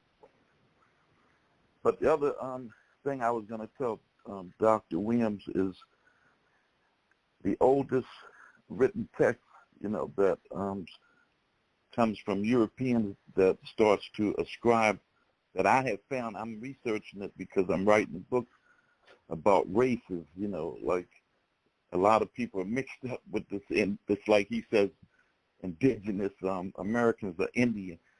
Indian is not a race. It's just some people that earlier Caucasoid invader that mixed with the black people that have been living here for thousands of years, you know, before anybody came to the United States. But the oldest text that I found that ascribes anything to race that was written by Europeans is found in the Talmud, the Jewish Talmud, which, but they say it was written BC, but, you know, we know that that's not true. According to Dr. Williams, which I agree with him, he says that Jews didn't get started until the 11th and 12th century. After the Common Era, they started out of northern France. That's what he says in his book, which I agree with that. Like that, they started writing a religion and backdated themselves into African history and created all this fictional characters, Abraham, and saying that the guy was born in a city like in Mesopotamia and Iraq. All this stuff is just fiction. I agree with him on those points that it's just fiction. But in the Talmud, they got the Hamitic myth, and it starts to evidence that I see of any where they start demonizing and denigrating African or black characteristics, by Europeans, which they say, so that's like 11th, 12th century, when they start saying that blacks are cursed by God, and he put a curse on them because a black son of Noah or something like looked at the guy's penis or body or something when he was naked. It's it's a verse that's written. I'm just telling you, that's something that's written in the Bible. These black people that's going to these churches, going to pray, and that's a part of the Bible that that they are saying that they support this kind of nonsense, and that's what it's saying, that their God cursed black people. It's saying that and he said the curse goes like, that's why the skin have to be black, because they did something wrong. This one son of Ham or something like that did something wrong, and so now you're gonna be black the rest of your life, and you're gonna have kinky hair. All right. Well, let me ask you this right here. Are you using the Bible as a reference point for history? Is that what you're doing? It's not a reference. It's just something that is it's written text, that evidence, like that was this is written evidence. Physical evidence of Hold on a minute. Europeans wrote. Hold on a minute. Dr. Williams, come on, man. Yes. Hello? I hear you. Come on in. You hear me? No, we can't hear you. Yeah. So what do you want to ask? Hold on now. Let Dr. Williams speak. Come on, Dr. Williams. Please let me handle this.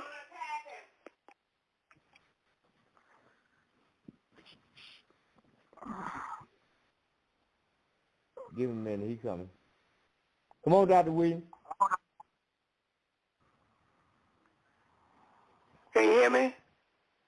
Yeah. Yes. Loud and clear, man. We're waiting on you. Okay. I'm asking the young man, are you writing a book, you said, right? Yes, I'm writing a book concerning race. How Okay. All right. Stop. I hear you. I hear you. Stop. You're writing a book. Please don't put what you're telling us in your book. Please don't do that. Please don't do that. I would just tell me. It's historically wrong. Now, that's all I have to say. I don't mean to. I'm not trying to be harsh. Please don't write that, because everything you told me is historically incorrect. Do you know the Talmud, what the use of the Talmud is for? Can you tell me that? What do they use the Talmud for? It's like the Torah and the Talmud is the Jewish. I asked you that. I said, what do they use the Talmud for? Well, I mean, it's the Bible that the Jews use, just like the Christians. I didn't ask you to ask you what is the Talmud used for? What is it used for? I'm not into the religion, that Jewish religion, but but you trying to explain the Talmud? You telling me the Talmud said this and Talmud? Let me explain to you. Listen, hold it. I'm going to explain to you one thing. I'm going to explain to you one, and I'm through with it. I'm getting off the air. Okay? The Talmud is used to explain what's written in the Torah. That's what the Talmud is for. That's number one. The first Talmud was created in 1920 by Samuel Goldberg in Italy. Okay? Right. And in 1923, it created the second Talmud. So with that, that's what the Talmud was used for. That's who created it, and that's the years, and so forth and so on. So if you want to use history, get dates and time, people, places, and events. So now, young man, thank you so much for your call. Yeah. But the Torah, so you're saying that's the said real I'm source? through with it. That's it. All right, no problem. No problem. I don't know why you get upset or whatever, but that don't make sense. But I'm just trying to give you my my viewpoint. I'm finna close it now. And I'm finna close it now. Right. Okay. All right. Yep. All right. Dr. Williams. Yes, sir. Now, this is what I've seen, and I think we need to pay attention to this thing because it's been going on for quite a long time. As Europeans put out all the information they got, all the technology and all this right here, no matter what, it's always a European image. If it's angels, if it's God, if it's good, if it's no matter what it is, it's always a European image. If it's babies playing on the carpet, or in the bed, or if it's romance, no matter what it is, it looks like them. Now, I know, because I know how to count, the human brain is susceptible to suggestion. And your eyes use the brain as a camera to photograph images and file it upon your brain. But any time I've seen them make any kind of mention of Egypt, it's always the Egyptians. Nobody ever says on any of their programs the ancient African Egyptians. Never, ever, ever, ever, ever, nowhere. And then when you go on the History Channel, or when you look at any kind of history or anything involving Egypt, you see white folks. Never, ever, ever, ever do you see us. That's correct. Now, I want to bring that up because we have to understand what is going on subliminally and what is going on with television and radio and all this stuff to maintain the strength of the cover-up. So I have to agree with you 100%, my brother, and I thank you so much for delivering the information that you had delivered us this evening. Now, as far as the audience out there, the number to dial in is 319-527-6084.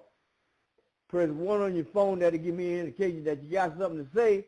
And I open up the phone line and you speak to my guest, Dr. Walter Williams, on tonight. We're doing this thing tonight.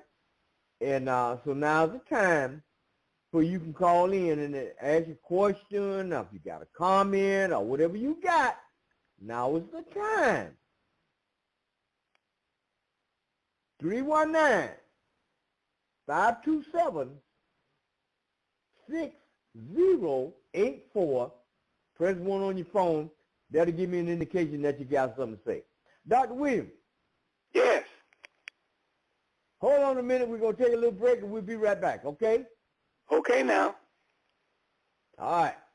Rather than use the term white supremacy, use the term white aggression.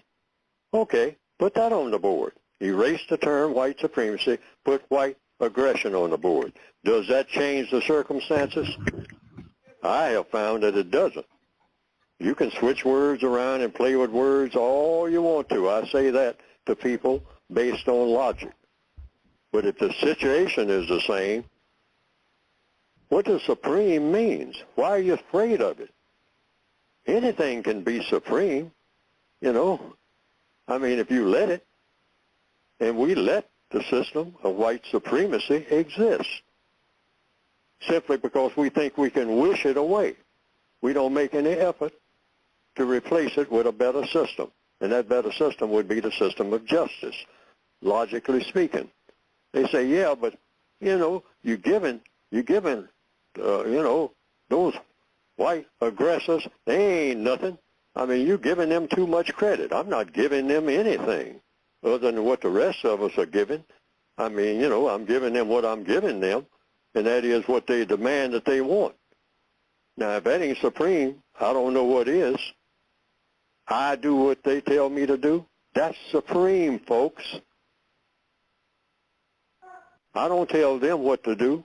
They tell me what to do. I'm a prisoner of war. I was born in a prison. Every non-white person who is existing now, truth be told, is a prisoner of the system of white supremacy. That's why we are protesting how we are being treated. They are not protesting how they are being treated by us. That's supreme. That's what supreme means. It doesn't mean you're good. See, people get the two words mixed up. Words are very important. If you say white aggression, yes, it's white aggression. That's how they got to be supreme. They were very aggressive in becoming supreme.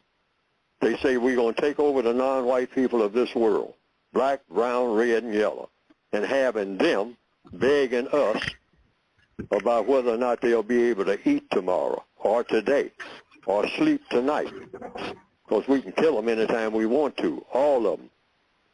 And they can't kill us anytime they want to kill us, because a lot of them might want to kill us right now, but they don't have the know-how, and they ain't got the muscle.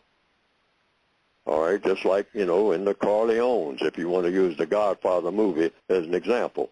Hey, who has the muscle? Who has the muscle? Well, if we had it, then they wouldn't be treating us like this. This is the kind of thinking that gets black people in trouble when they jump out of a car when they are being pulled over, and an armed person walks up to them, and that person has a white face who may or may not be a racist, and all of a sudden, woof, woof, woof, woof, woof. Black people have, you know, a lot of us have these big, heavy voices. A lot of us been lifting weights and all like that, and we got a lot of muscle in our bodies, but not a whole lot of muscle, the record has shown, in our brains, all right? We are not known to be the most brainiest people in the world. Truth be told, and the white supremacists know that because they have seen to it that we haven't learned very much in the little time that we have been under their tutelage, because they block us from learning.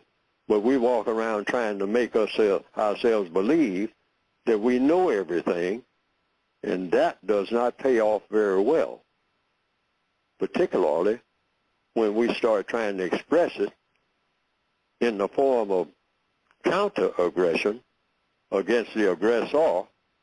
Like I said, many of us, and I've seen it, and some of us have experienced it, jumping out of the car, woof, woof, woof, woof. You ain't gonna put them cuffs on me. I mean, you know, I got my rights. I know what my rights are. I'm tired of this. You know, woof, woof, woof, woof. Okay, all right, woof, woof, woof. And what has the record shown? That most of us who do that wind up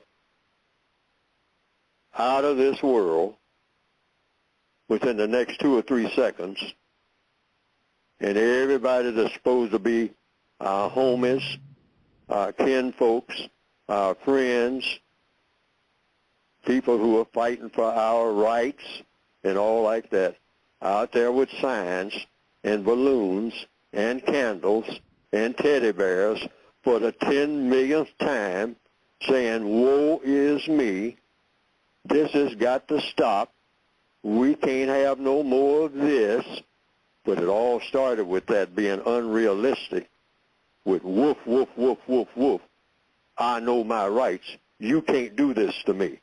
Oh, hey, boy, I can't do this to you when I have been doing it to everybody that looks like you, and my foreparents before me been doing it to everybody that looks like you, like forever in recorded history, and you bang, bang, bang, bang, bang, bang, bang. Okay, now what do you say about what I can't do to you, boy? Huh? Can you speak? Hey, you're lying here on this highway. Speak up, boy. Hey, can't you tell me all about how you did, who you could whip in the cell block? All right, where you spent most of your time before you got in my face? Tell me all about it, boy, with them 15 bullets I just put in you. Tell me all about how you built the pyramids. And then while your buddy's waiting down the highway for me to go down there and do the same thing to him. You people never wake up and smell the coffee. Smell white supremacy. How about that smell?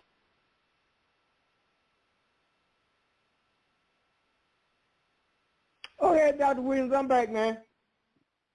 Okay, I'm here. All right, well, Dr. Williams, I'll be 68 years old this July the 8th. Okay. I'll be 68.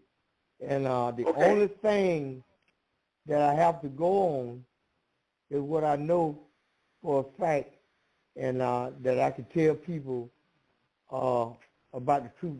That's all I know.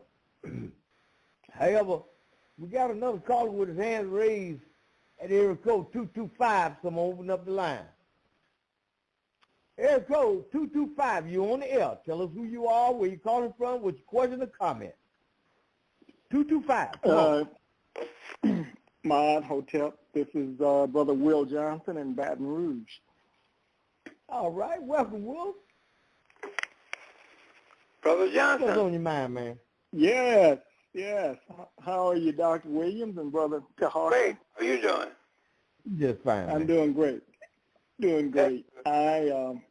Let me say that I enjoyed the brief lecture you gave and the introduction of the term white supremacy and white people.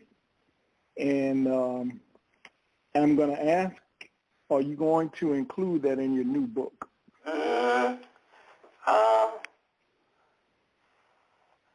Not really, because the book is, I'm trying to get a certain message out, and if I see where that fit, I'll include it, yeah. Because I'd never heard that before. Huh? I had never heard that before, and that needs to be illuminated and spread throughout the world. Okay. A piece of knowledge. Mm-hmm. Well, it's being done now as we speak. On Tarhaka's doing that. And I thank Brother Tarhaka for that. Right now, goes all over the world, all throughout the United States, all over the world. Because I get emails to respond to that. Well, thank you, Brother Tarhaka. You quite welcome, my brother. You got another question?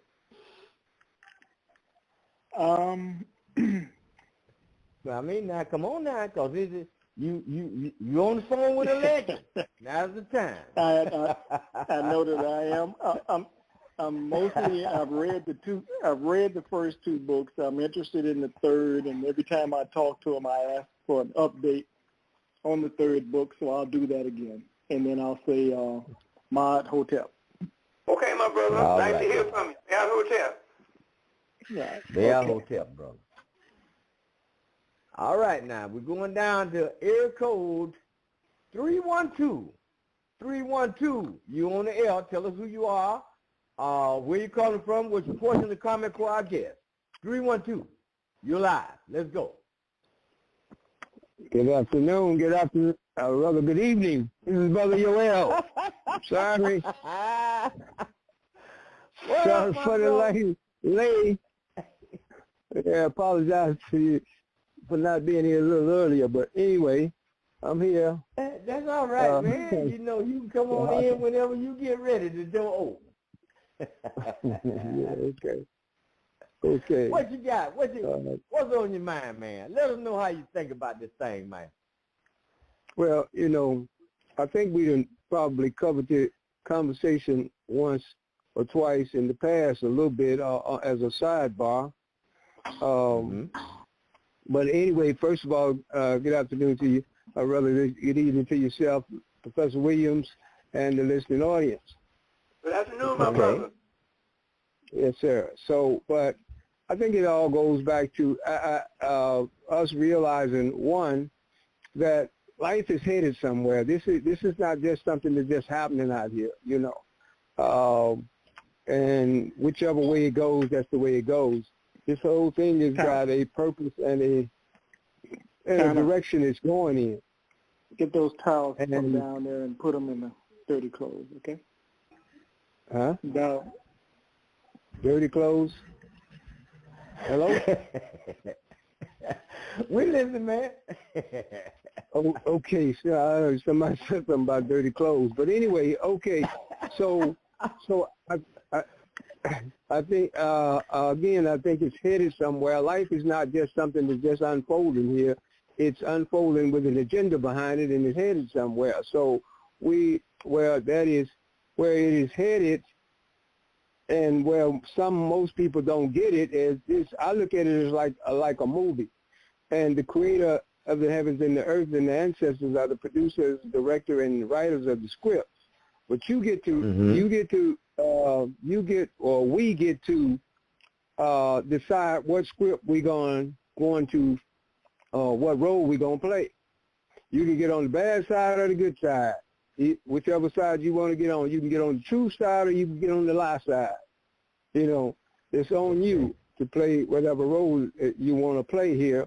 So I think when I look at it like that, I see that, one, we headed toward Aquarius, for instance.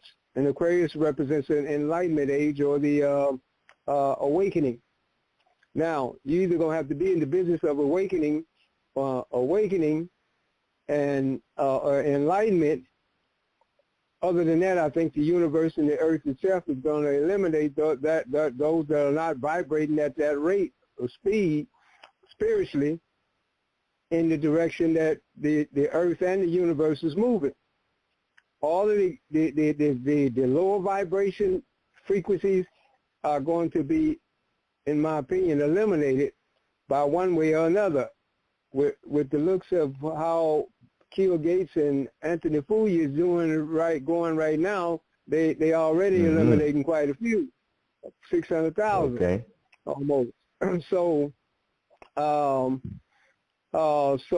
I think that when we study this thing and you ain't in the business of raising your consciousness, then, you know, like I said, you're going to be eliminated. But the deal is, what we need is moving in a direction to where we, particularly us folks that's called black folks, colored, Negro and all of that, it is headed in a direction which should teach us to remember who we are and to be able to tap into who we are and raise ourselves consciously above what's going on right now. And I think that's where you can take your adversary and spank him at, because in the spirit realm, he can't touch you there because you hardwired with the equipment necessary to make the ultimate spiritual journey with what you possess that he's jealous of, and that is that pineal gland that's functional and that melanin content that you contain in as well. Those things, if you seek to know yourself and how you can spiritually tap into that higher self in you, and you can raise your consciousness to the level to where he pretty much disappears. And by he, I mean the Caucasian that's causing all the mischief on the planet, because he done his job and he done it well.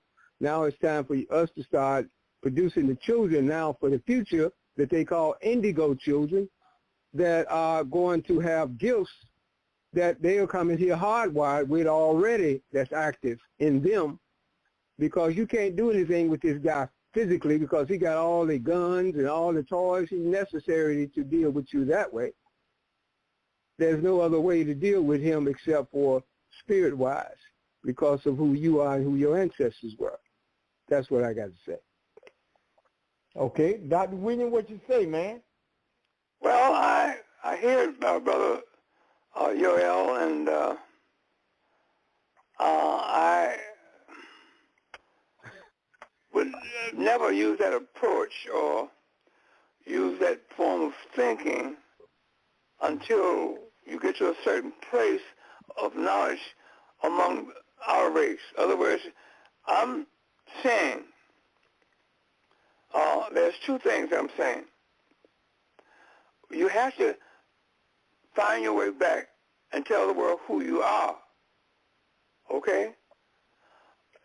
You can use spirituality or all that other kind of stuff all you want, but if they don't know who you are, it won't do you no good. It won't do the world no good of mankind. You've got to tell the world who we are as a people, who our ancestors are. They don't know that because the world has been taught away from that, as well as we has been taught away from that in this country. See? So we, Africans, walking around today, not knowing that our ancestors brought forth civilization for all of humanity. Don't know that. That's the first thing you got to tell them. Along with that, you have to know something about your own personal humanity. And that's what your elder is talking about, the spirituality part. Okay? You have to know who you are as an individual person. And then once you find out who you are individually, then you can talk collectively as who we are on a collective basis. Okay? But you first got to know those two things. You got to find your way back to ancient Egypt. I keep telling you that. Now, they're out there in the world today. You got new thought theology. You can't use that no more. You can't use that at any time. Okay? There are people out there who have written books, who are scholars and so forth and so on. They come up with the new thought theology, and you can't use that because those same people don't know ancient history. They don't know who they are with that new thought theology. So I agree with him in parts, and some I don't agree. And that's what I have to say about it. All right, Brother Yoel.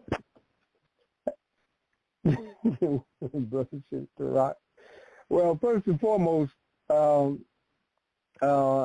think since everything we're doing here we came here as spirit beings, period, to have this physical experience, and everything operates out of the spiritual realm. Everything is controlled from the spirit realm. Put it like that. Well, see, you don't know that. You don't know that, Brother Yoel. Well, the spiritual realm. The one thing that a guy told me a long time ago was that we came here with our own sense of spirituality. We didn't come here with a religion. Is that true? That's correct. We came here. Okay, then if that being the case, then it would seem that. Listen to what I'm saying. We came here as spiritual human beings, but we did not have the consciousness of that until we found ourselves on planet Earth at a certain age in time. I found myself at 4 years old. Prior to 4 years old, I had no conscious memory of Walter Williams. I don't know anything about, I can't recall anything about Walter Williams. I don't know how I got here or anything. See? So I had to take all that in consideration. See? Then, once I found myself here, as I grew in consciousness, then I can say these things. But prior to that, prior to 4 years old, I had no conscious memory of ever being here on Earth. Can't tell you that. I don't know how I got here. So that's what I said. You know. But in my opinion, regardless of whether or not what point I woke up to finding out or became conscious of when I'm where I was and what I was doing, before then I was still a spirit being. Okay, and even though I wasn't conscious of that fact that I was a spiritual being, I was still a spiritual being. So if I came here as a spirit being, then I'm saying that everything starts in the spirit realm. And it is controlled through the spirit realm. The spiritual controls the physical realm. Okay? Okay. We know that's a different subject, Yoel. The subject that we're talking about now, how to overcome white supremacy and white racism. Okay? That's the subject. This is my opinion on how we overcome that. Okay. All right. Okay. Hey, yeah. Now, that's go ahead, Yoel. No, that's all right. Well, let me tell you. Let me tell y'all what happened one time, and please don't interrupt me because I gotta tell you a true story. One day, me and my girlfriend, we decided to go up to the convenience store and pick up a few items before we go home for the night. But y'all hold on a minute. I got another caller with a hand raised. Air code 312. You're on air. Come on in. 312. Okay, this is A calling from Chicago. I'll just put it like that. Come on. Hello.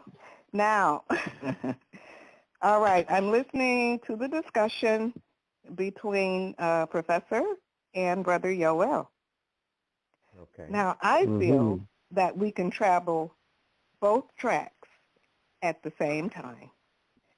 We cannot deny the spiritual part of us, that's for sure, and we need that in order to operate. Okay, as has been stated, all the things that we possess make us who we are, and that is part of finding out who we are.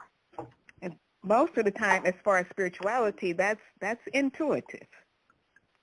And we encourage our folks to follow their own intuition, their own hunches. Yes, we need knowledge as well. Knowledge is power. We know that, so I'm stating the obvious. They have to work hand in hand, okay? So our shared experiences power, and we can help each other wherever we are.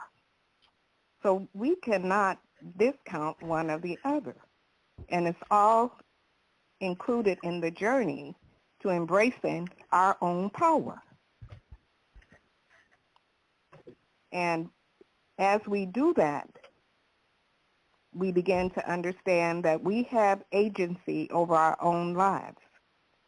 Okay, that means we're operating independently, we're able to make free choices, and we decide on some action. So try to follow me. I might be a little nervous, but these we're whole people. So as far as trying to divide off and eliminate certain parts, we cannot do that. We have to complement each other in terms of our efforts and what we're doing, what we're trying to bring to the forefront. And as we are able to move holistically, we're going to be that much better off. Now, by contrast, if we're going to debate something, we need to debate the influences that are out here to derail us. We don't need an in-house argument, okay? We need to derail the white supremacy. And I think that's where we all started tonight, how to overcome.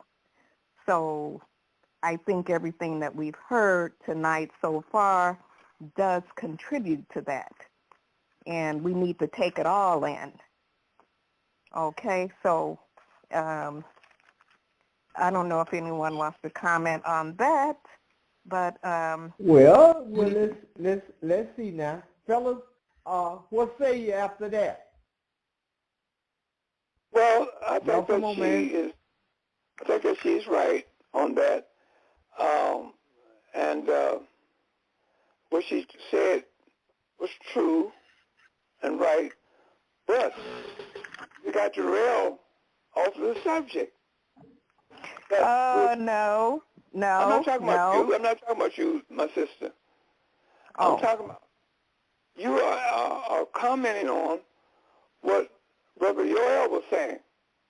Well, I'm commenting on it all. Okay. Okay, because let's see, something I was going to say about the caller who called earlier.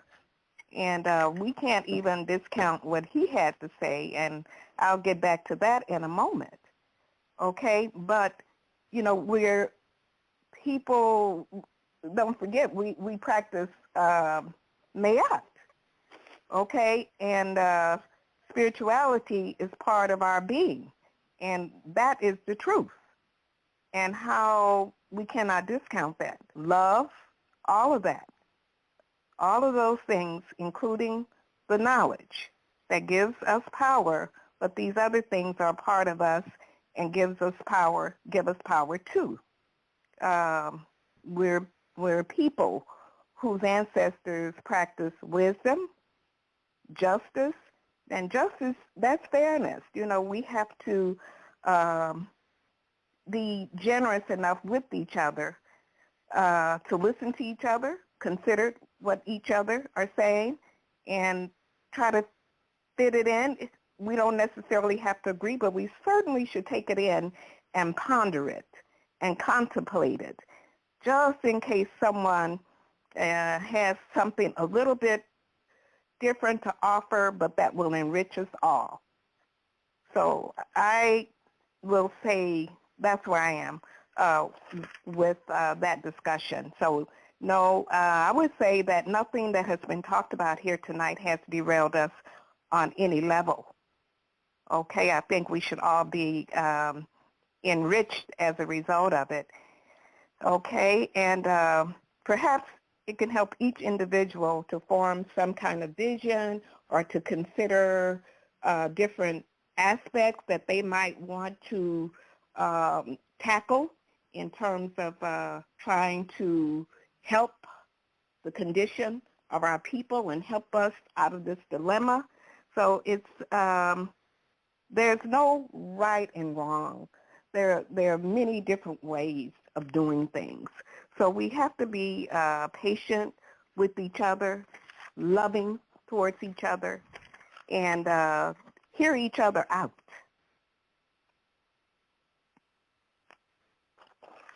Appreciate that, my dear. Yoel? Let me say this, Brother Tarhaka. I appreciate what you're saying. But now, if a child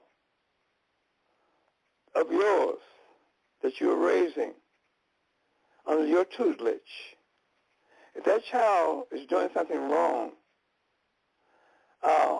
it's incumbent upon you as the parent to correct that child and show that child that what he's doing is wrong. Okay? There's nothing wrong with that. That's part of the child's growth, and that's your responsibility as a parent.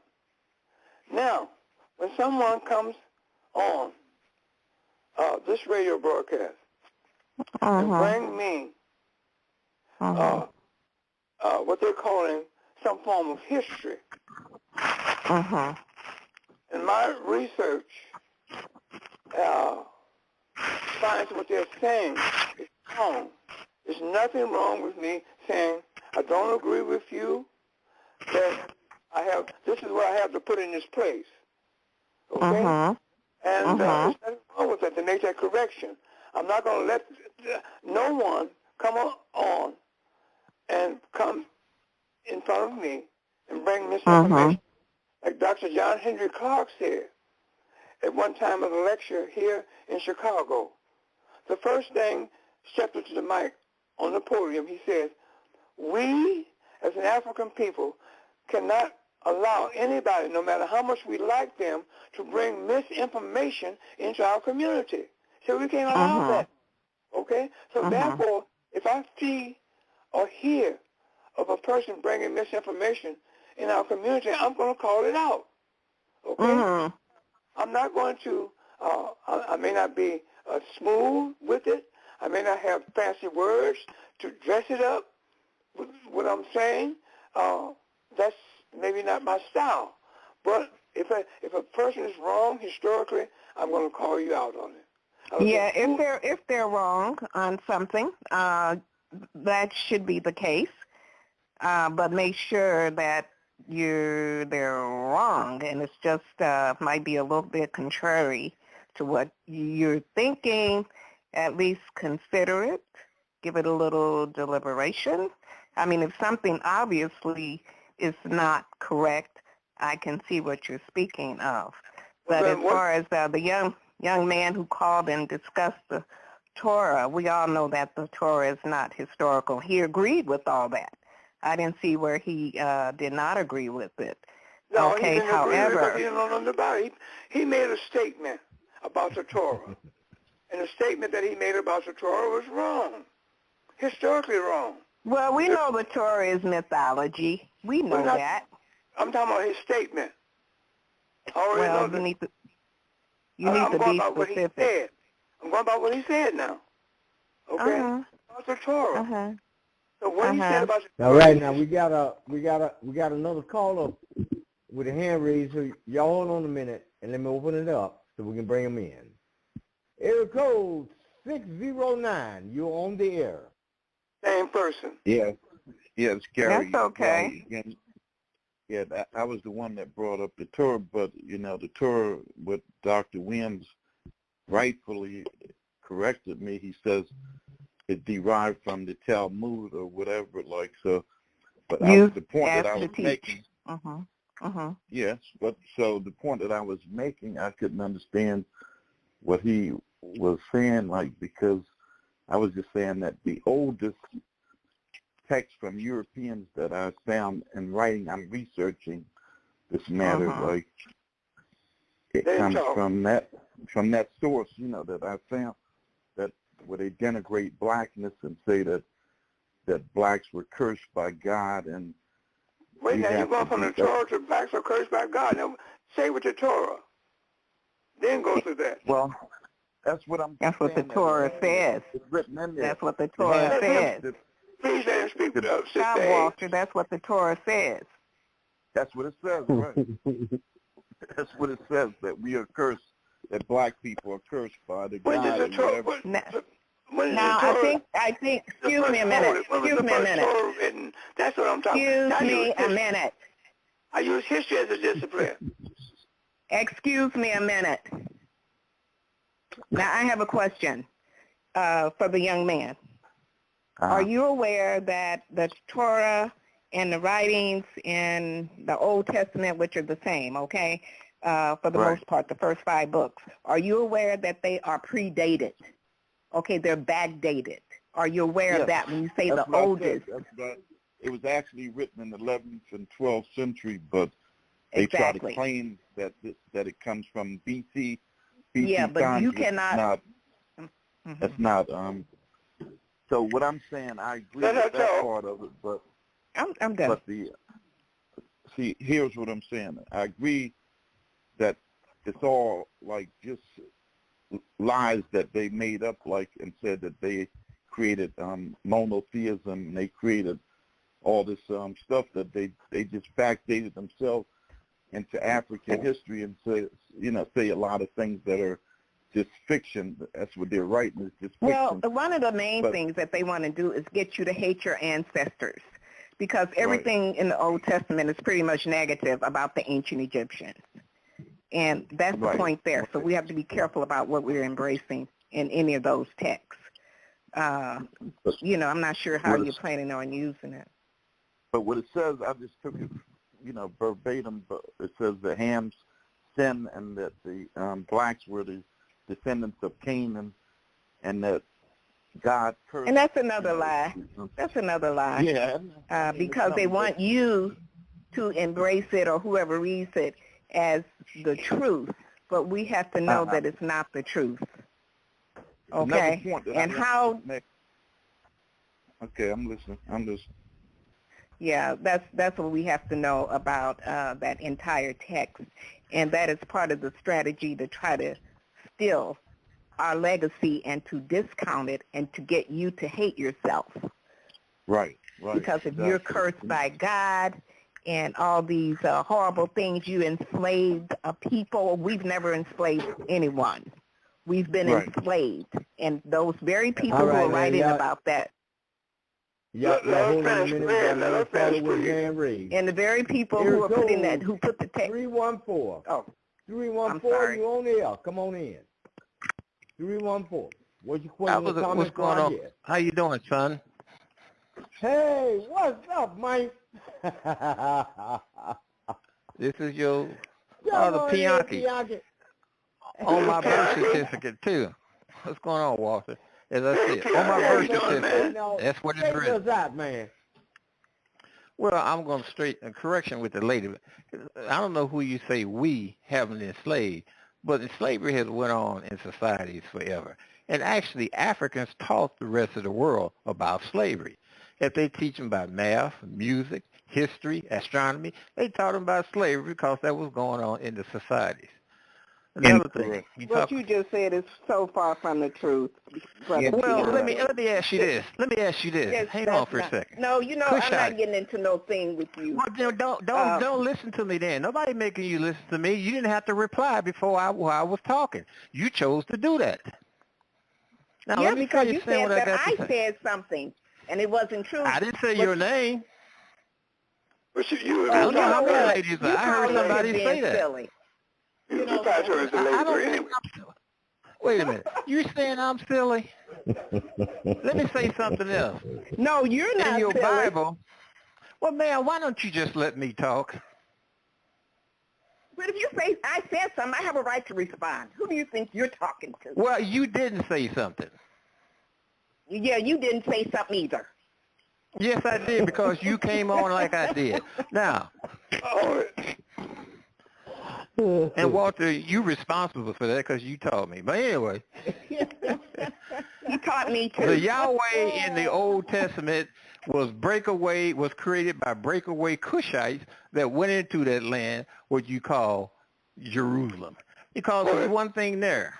Tarhaka, Shabiku fought the Assyrians who was coming down on Jerusalem around 701 BC, and the Cushites defeated the Assyrians. It's in 2 Kings 19:35. Oh, my God. Read it. Pianki, let me tell you this. That's just fantasy, man. Fantasy land. All right, can I talk now? Okay, Brother Pianki, I never taught you that. I never taught that. Okay, no, you taught me how to be defensive. Okay, good. But all right, now let me finish. Now, the Cushites was ethnocentric. They didn't believe in mixing. Why? Because Amun, their god, said it was forbidding of them to mix. Who was they talking about? Well, the Cushites go back, and Amun goes back 10,000 years. There was no white-skinned Western Asians that they was contending with. They was contending with those in the lower valley, what we call Egypt, and also other Asians coming from other areas. It wasn't Europeans. It's that way today. You go to Ghana in the Akan society amongst the Ashanti, they are ethnocentric too. You cannot become Ashanti Henny if you're not part of that clan. That's all I want to say. Okay, now, Brother Bianchi, listen to this now. There's never been no Cushites. Cush is the son of Ham. Never been no Canaanites. Canaan is the son of Ham. There's never been no Mizraim. Mizraim is the son of Ham. There's never been no Puntites. Punt is the son of Ham, all made up in the Bible as being the descendants of Noah. That makes up the family and table of nations of Ham, Shem, and Japheth. That's biblical. That's not human history. That's mythology. So you know what, Walter? Wait now. I'll listen to you. Don't use mythology as human history. So, no. All right, can we? I wasn't doing that. Can we stop right there real quick? That's what you're doing. You said about your Cushites. No, I'm not. No, I'm not. I'm saying Cush with a K, not a C. Matter of fact, it was 2 Ks and not a C. No, with a K. And I tell you, I'm going to tell you, you can read about it today when you go into the Valley of the Kings. When you go into the Valley of the Kings. I'm telling you. Where can I read it? I'm telling you. When you go into the Valley of the Kings, when you go to Hatshepsut's temple, her mortuary temple, and when you walk up those 42 steps, which represent the 42 domes or gnomes throughout the land, there, before you go up the last set of steps, on the right side, there is depictions of her sending off an excursion to Punt. And she said, bring me back a little twat.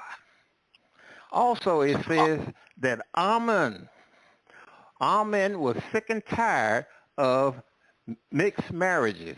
That's why he impregnated Hatshepsut's mother immaculately in order to produce a solar child, non-mixed.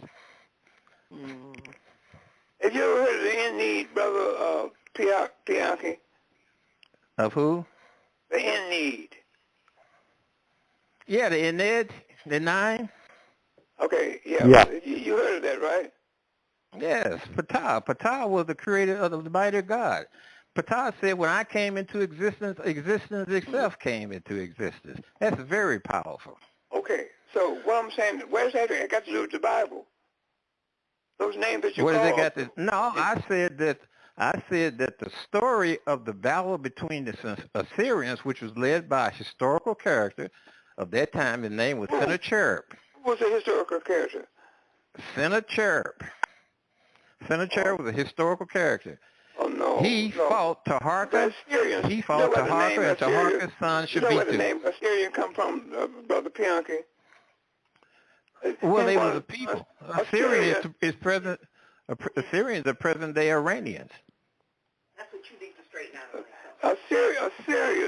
Assyrians are coming from the name Ashur, which is one of the sons of Shem, that makes up the family and table of nations. Do you believe that our ancestors... No. Well, you can say that. Do you believe that... That came later, Walter. Ashur was the god of the Assyrians. Oh, my goodness. Okay. See, you're right. There was a parallel story that came later, that came out of them Jews, out of the Council of Jamia when they created the Ham story. You're absolutely right. But they had to build off of something because they weren't there at the time when all this went down. Let me ask you a question. Do you think or believe that our ancestors, ancient Egyptians, enslaved some Jews? No. Huh? No. No. Do you think that there wasn't no slaves?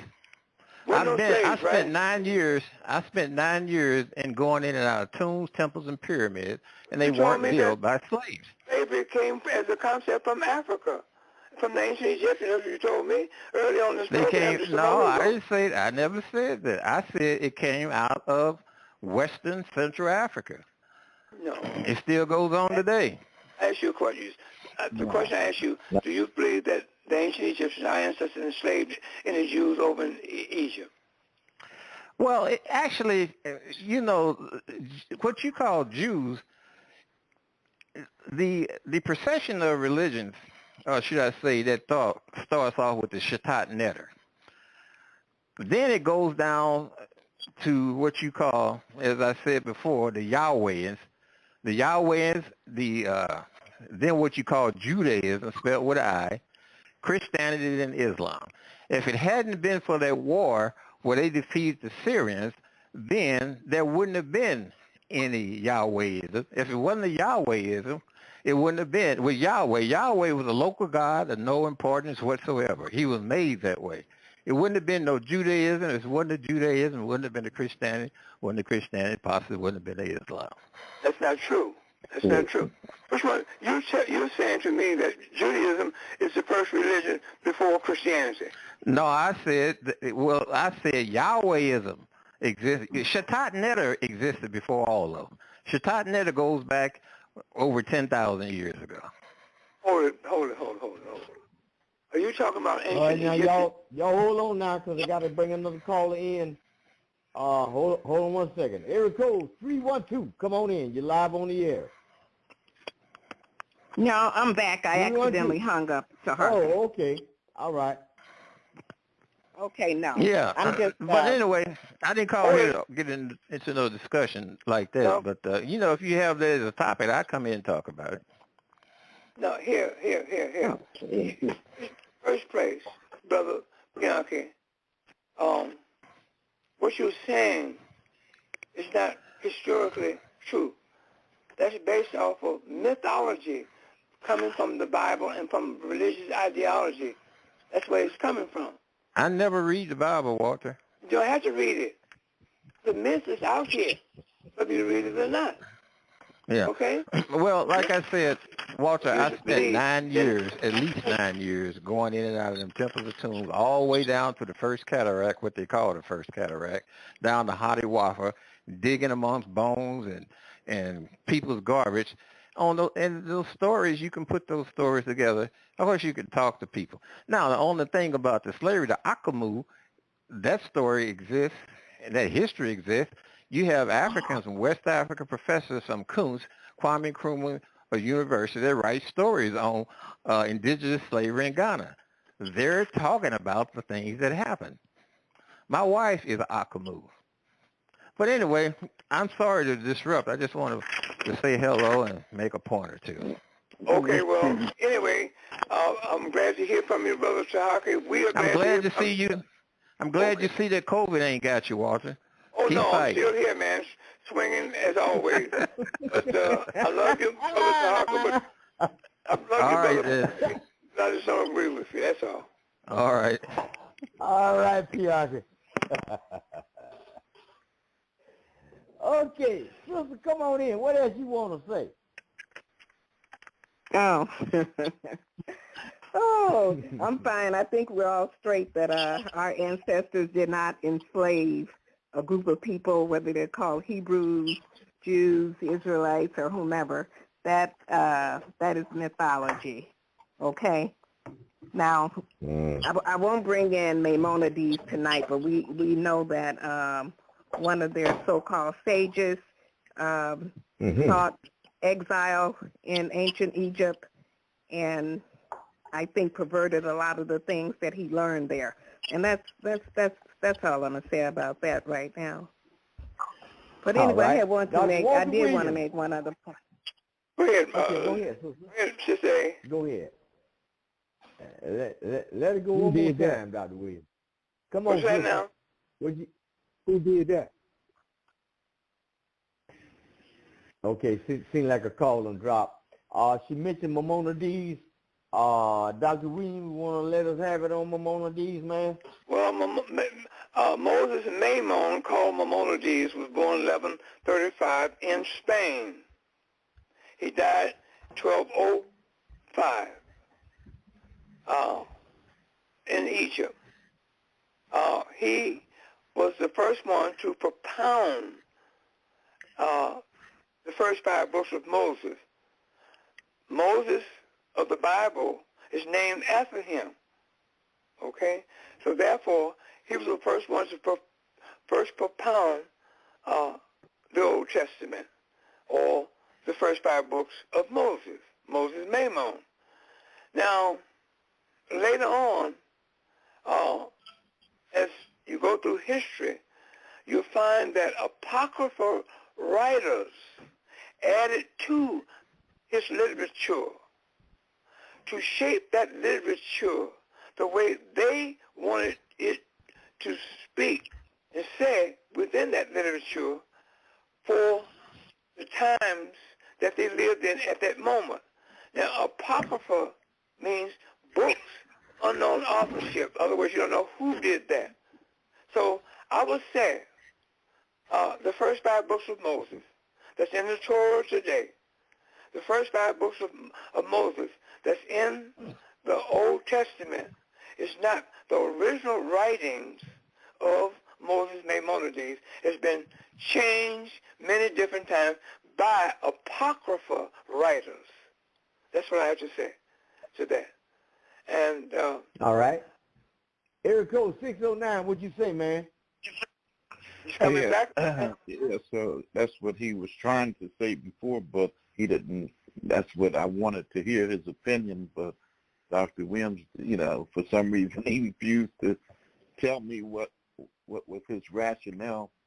So now I understand what he was trying to say earlier, that the books have been changed because the current book of Genesis, like that, the passage that they use that's in the current book is not the same as was written, originally.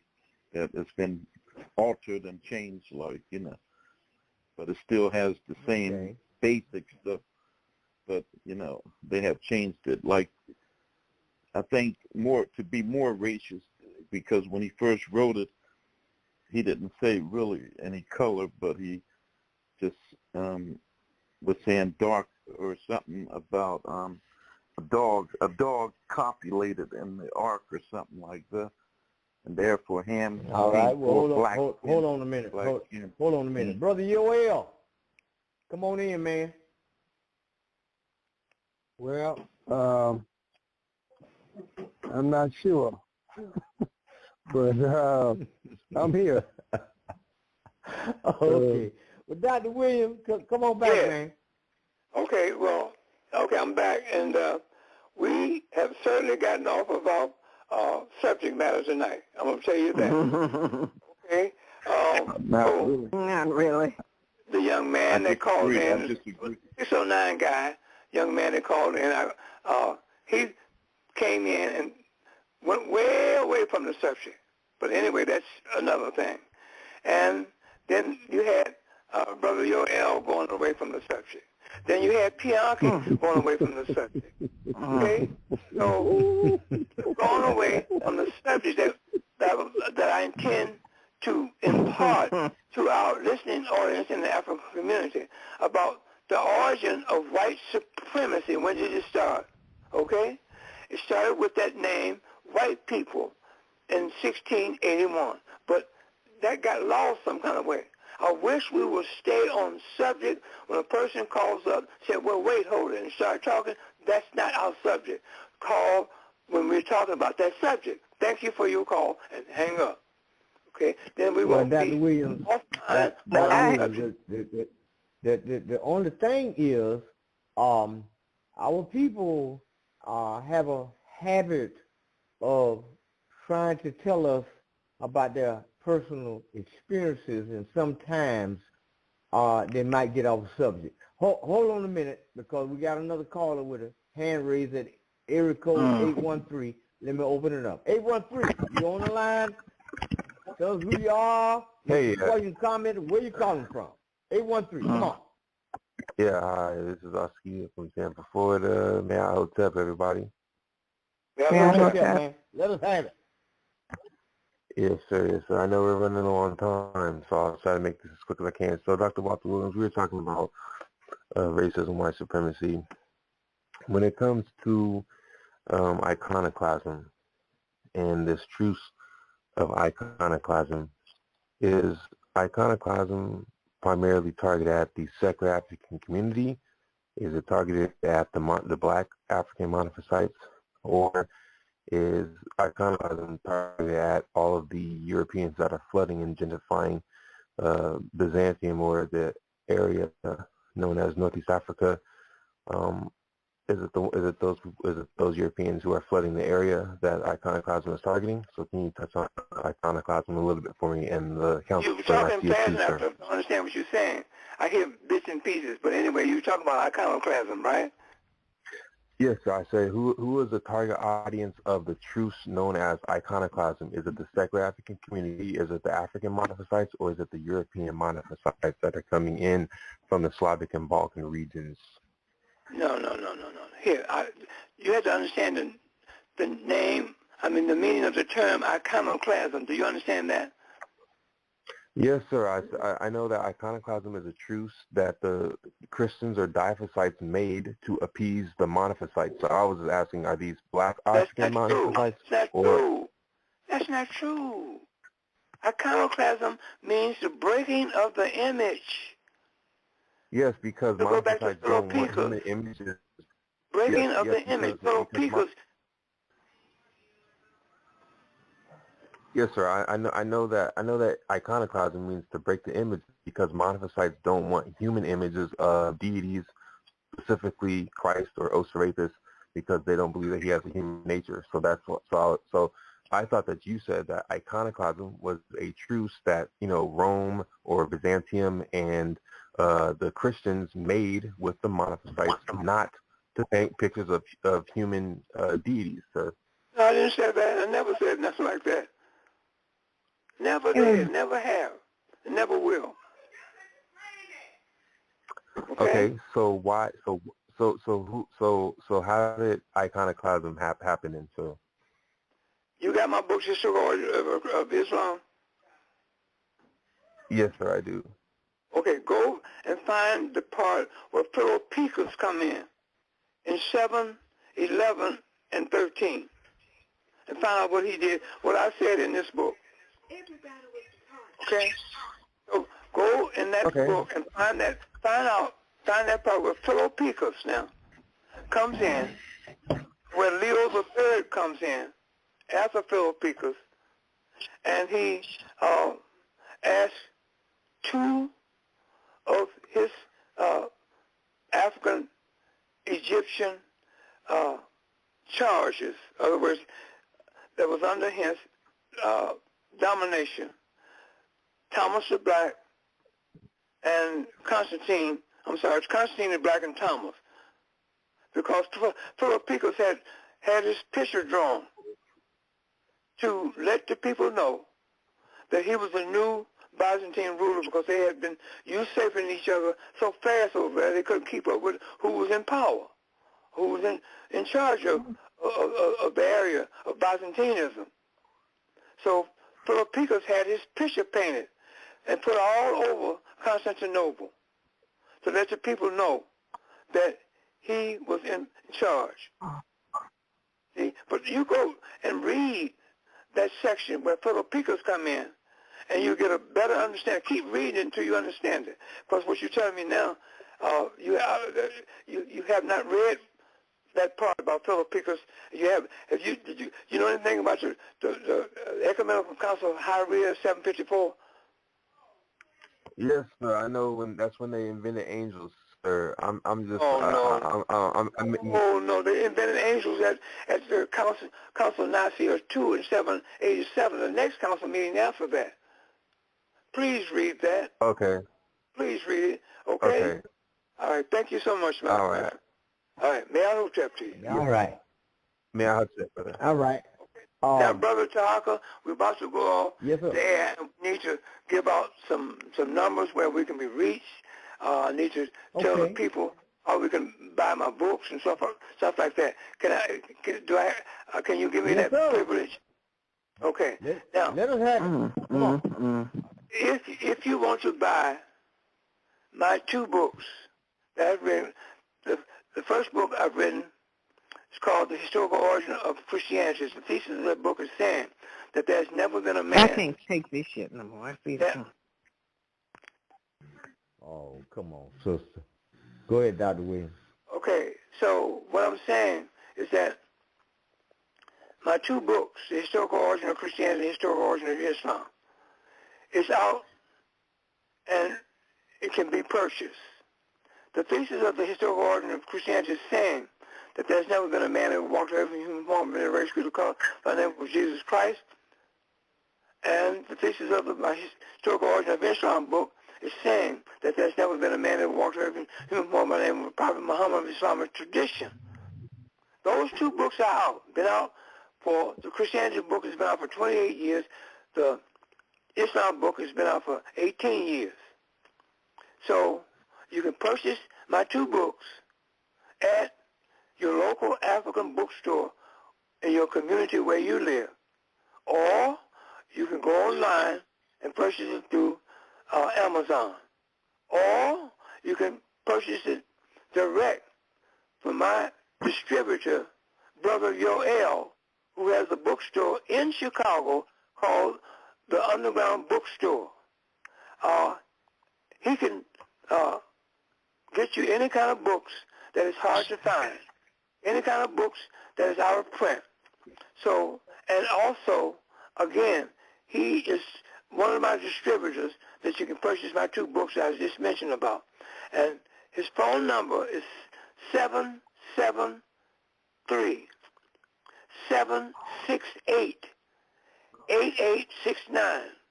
Again, Brother Yoel, the Underground Bookstore, where you can buy my two books, is 773-768-8869. Now, if you want to contact me, you can contact me by way of email at ancientegyptian@msn.com. Again, ancient, A-N-C-I-E-N-T, Egyptian, E-G-Y-P-T-I-A-N, at msn.com. And if you want to converse with me by phone, put your phone number in your email to me, and I'll get back to you, and we can go from that point in conversation. So that's what I had to say. And all right, Dr. Williams, Brother Yoel, come on in, man. Okay. Brother Yoel. Thank you very much. Yes, sir. Thank you very much, Professor Williams. I just like to say first and foremost, before I get that information out, what the white man call New Age and New Thought is not new. It is not New Age. It's old. Okay. Secondly, I have to say that mythology ain't just mythology. It's not coming from our ancestors. They didn't specialize in just writing up some story that didn't have no meaning or no substance in it. Okay. They didn't write just to be writing, making up stories. Okay. Now, my information. To add to that information Professor Williams has already gave y'all, it's the email address is theundergroundbookstore@gmail.com or undergroundbookstore1@gmail.com. theundergroundbookstore@gmail.com or undergroundbookstore1@gmail.com. Now, our website is being updated, so you can't fully order a book or pay for a book there, but you can call me at 773-768-8869, 773-768-8869, and we do specialize in tracking down any hard-to-get or rare books that you're looking for if we can get them. But the customers will have to be willing to pay the price for looking for that rare book, though, because not my price. It's because it's hard to get, and whoever's selling it is going to be charging a nice little price most of the time on that book. So, but we do specialize in finding those that you have been unable to find. Thank you.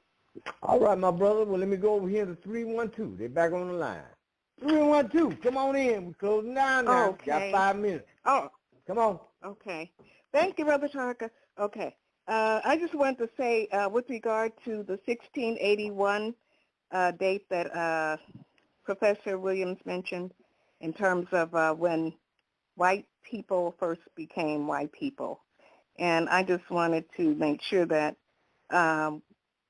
we understand that it had nothing to do with biology, but it was based in law, as a matter of law, part of the foundational law where they made it illegal. Maryland first did it, that colony out there made it illegal for white women to marry African men of African descent. Miscegenation, that's when they first started to outlaw that. And I think the person that explained it said it had to do with what the elite wanted. In other words, if a British woman, and that's who they were at the time because these were British colonies in 1681, if a British woman married a person of African descent, then she could be enslaved as well as the children who were produced. So it was a slick and easy way for the elite, the landowners, to get free labor. So it all had to do with labor and the greed that went with it. So I just wanted to highlight that point. Okay, Dr. Williams, what say you? Okay, well, I agree with her. She's done some research on it, and I have to give her that respect. And I agree, and but it still goes back. The beginning history of white supremacy started when the term white people were created and invented in 1681. That's that the is beginning correct. of white supremacy. Absolutely. Yeah, Maryland, right in Maryland. That's where I'm from. All right, that's 609, come on. I agree with that. We ain't got but 3 minutes. But let's go. The other point that I was making that I disagree with Dr. Williams is about this indigenous people, like the Indians. They're not a race. That's something that the white man just made up, like to say that this is a race of people, and all they represent is an earlier invader. They came in, according to the book, the first Americans were Africans approximately around 3000 BCE, and they, were just as barbaric and as enslaving and raping women. That this was a black country, and they mixed with us, and that's how you got these half-breed Indian people. It's not a race, just like Puerto Ricans are not a race. They just mix with, a few different people mix, white and black, and you can make an Indian right now if you find a white woman or something and have a baby, it would look the same. Or after intermixing and, like, it's not a race, it's just something that, you disrespecting yourself just like you tell me that, like, if I don't understand that I'm ancient Egyptian, a descendant of the ancient Egyptians, I'm doing a disservice. And so when you, like, honor these earlier barbarians that came in here and stole the land from us, from our people, the Cherokees, they were one of the biggest. You going off into another subject. I never talk about about who stole the land and all. That's a different subject, young man. Why do you hold up when I'm on this program? It's a different subject from the subject that we're talking about. And you got stuff all twisted and mixed up and history wrong, and you don't have any dates. You don't know this and you don't know that. Please don't stop doing that. Please stop doing that. Well, Dr. Williams, I'm going to have to shut down tonight, and I certainly appreciate everybody for being on here. I hope I've given you enough time to say everything that you have to say, but I got to shut it down, man. And I thank you all for being here this evening. You all have a good night. Tarhaka, thank you so much, man. Hey, everybody, this is Tarhaka again. I would like to introduce you to the Great Debate. We now have copies of the Great Debate. Dr. Walter Williams debates Prince Ezio ben Israel of the Hebrew Israelites. Also, Reverend Henry Hardy of one of the most prominent churches in Chicago, Illinois. Chester Blair, a major attorney in Chicago. And Munir Muhammad of the Nation of Islam. The whole thing is hosted by W.L. Lillard. Dr. Walter Williams debate these men on their belief versus what he knows for a fact and he can prove. Get your copy by going to www.tarhakadebtelimination.org. That's tarhakadebtelimination.org, or you can go to newdataelimination.com. newdataelimination.com. Contact me for your copies. Okay? The great debate. You got any questions, just give me a shout. Peace. Rather than use the term white supremacy, use the term white aggression. Okay, put that on the board. Erase the term white supremacy, put white aggression on the board. Does that change the circumstances? I have found that it doesn't. You can switch words around and play with words all you want to. I say that to people based on logic. But if the situation is the same, what does supreme means? Why are you afraid of it? Anything can be supreme, you know. I mean, if you let it, and we let the system of white supremacy exist, simply because we think we can wish it away. We don't make any effort to replace it with a better system, and that better system would be the system of justice, logically speaking. They say, yeah, but, you know, you're giving you know, those white aggressors, they ain't nothing. I mean, you're giving them too much credit. I'm not giving them anything other than what the rest of us are giving. I mean, you know, I'm giving them what I'm giving them, and that is what they demand that they want. Now, if that ain't supreme, I don't know what is. I do what they tell me to do. That's supreme, folks. I don't tell them what to do. They tell me what to do. I'm a prisoner of war. I was born in a prison. Every non-white person who is existing now, truth be told, is a prisoner of the system of white supremacy. That's why we are protesting how we are being treated. They are not protesting how they are being treated by us. That's supreme. That's what supreme means. It doesn't mean you're good. See, people get the two words mixed up. Words are very important. If you say white aggression, yes, it's white aggression. That's how they got to be supreme. They were very aggressive.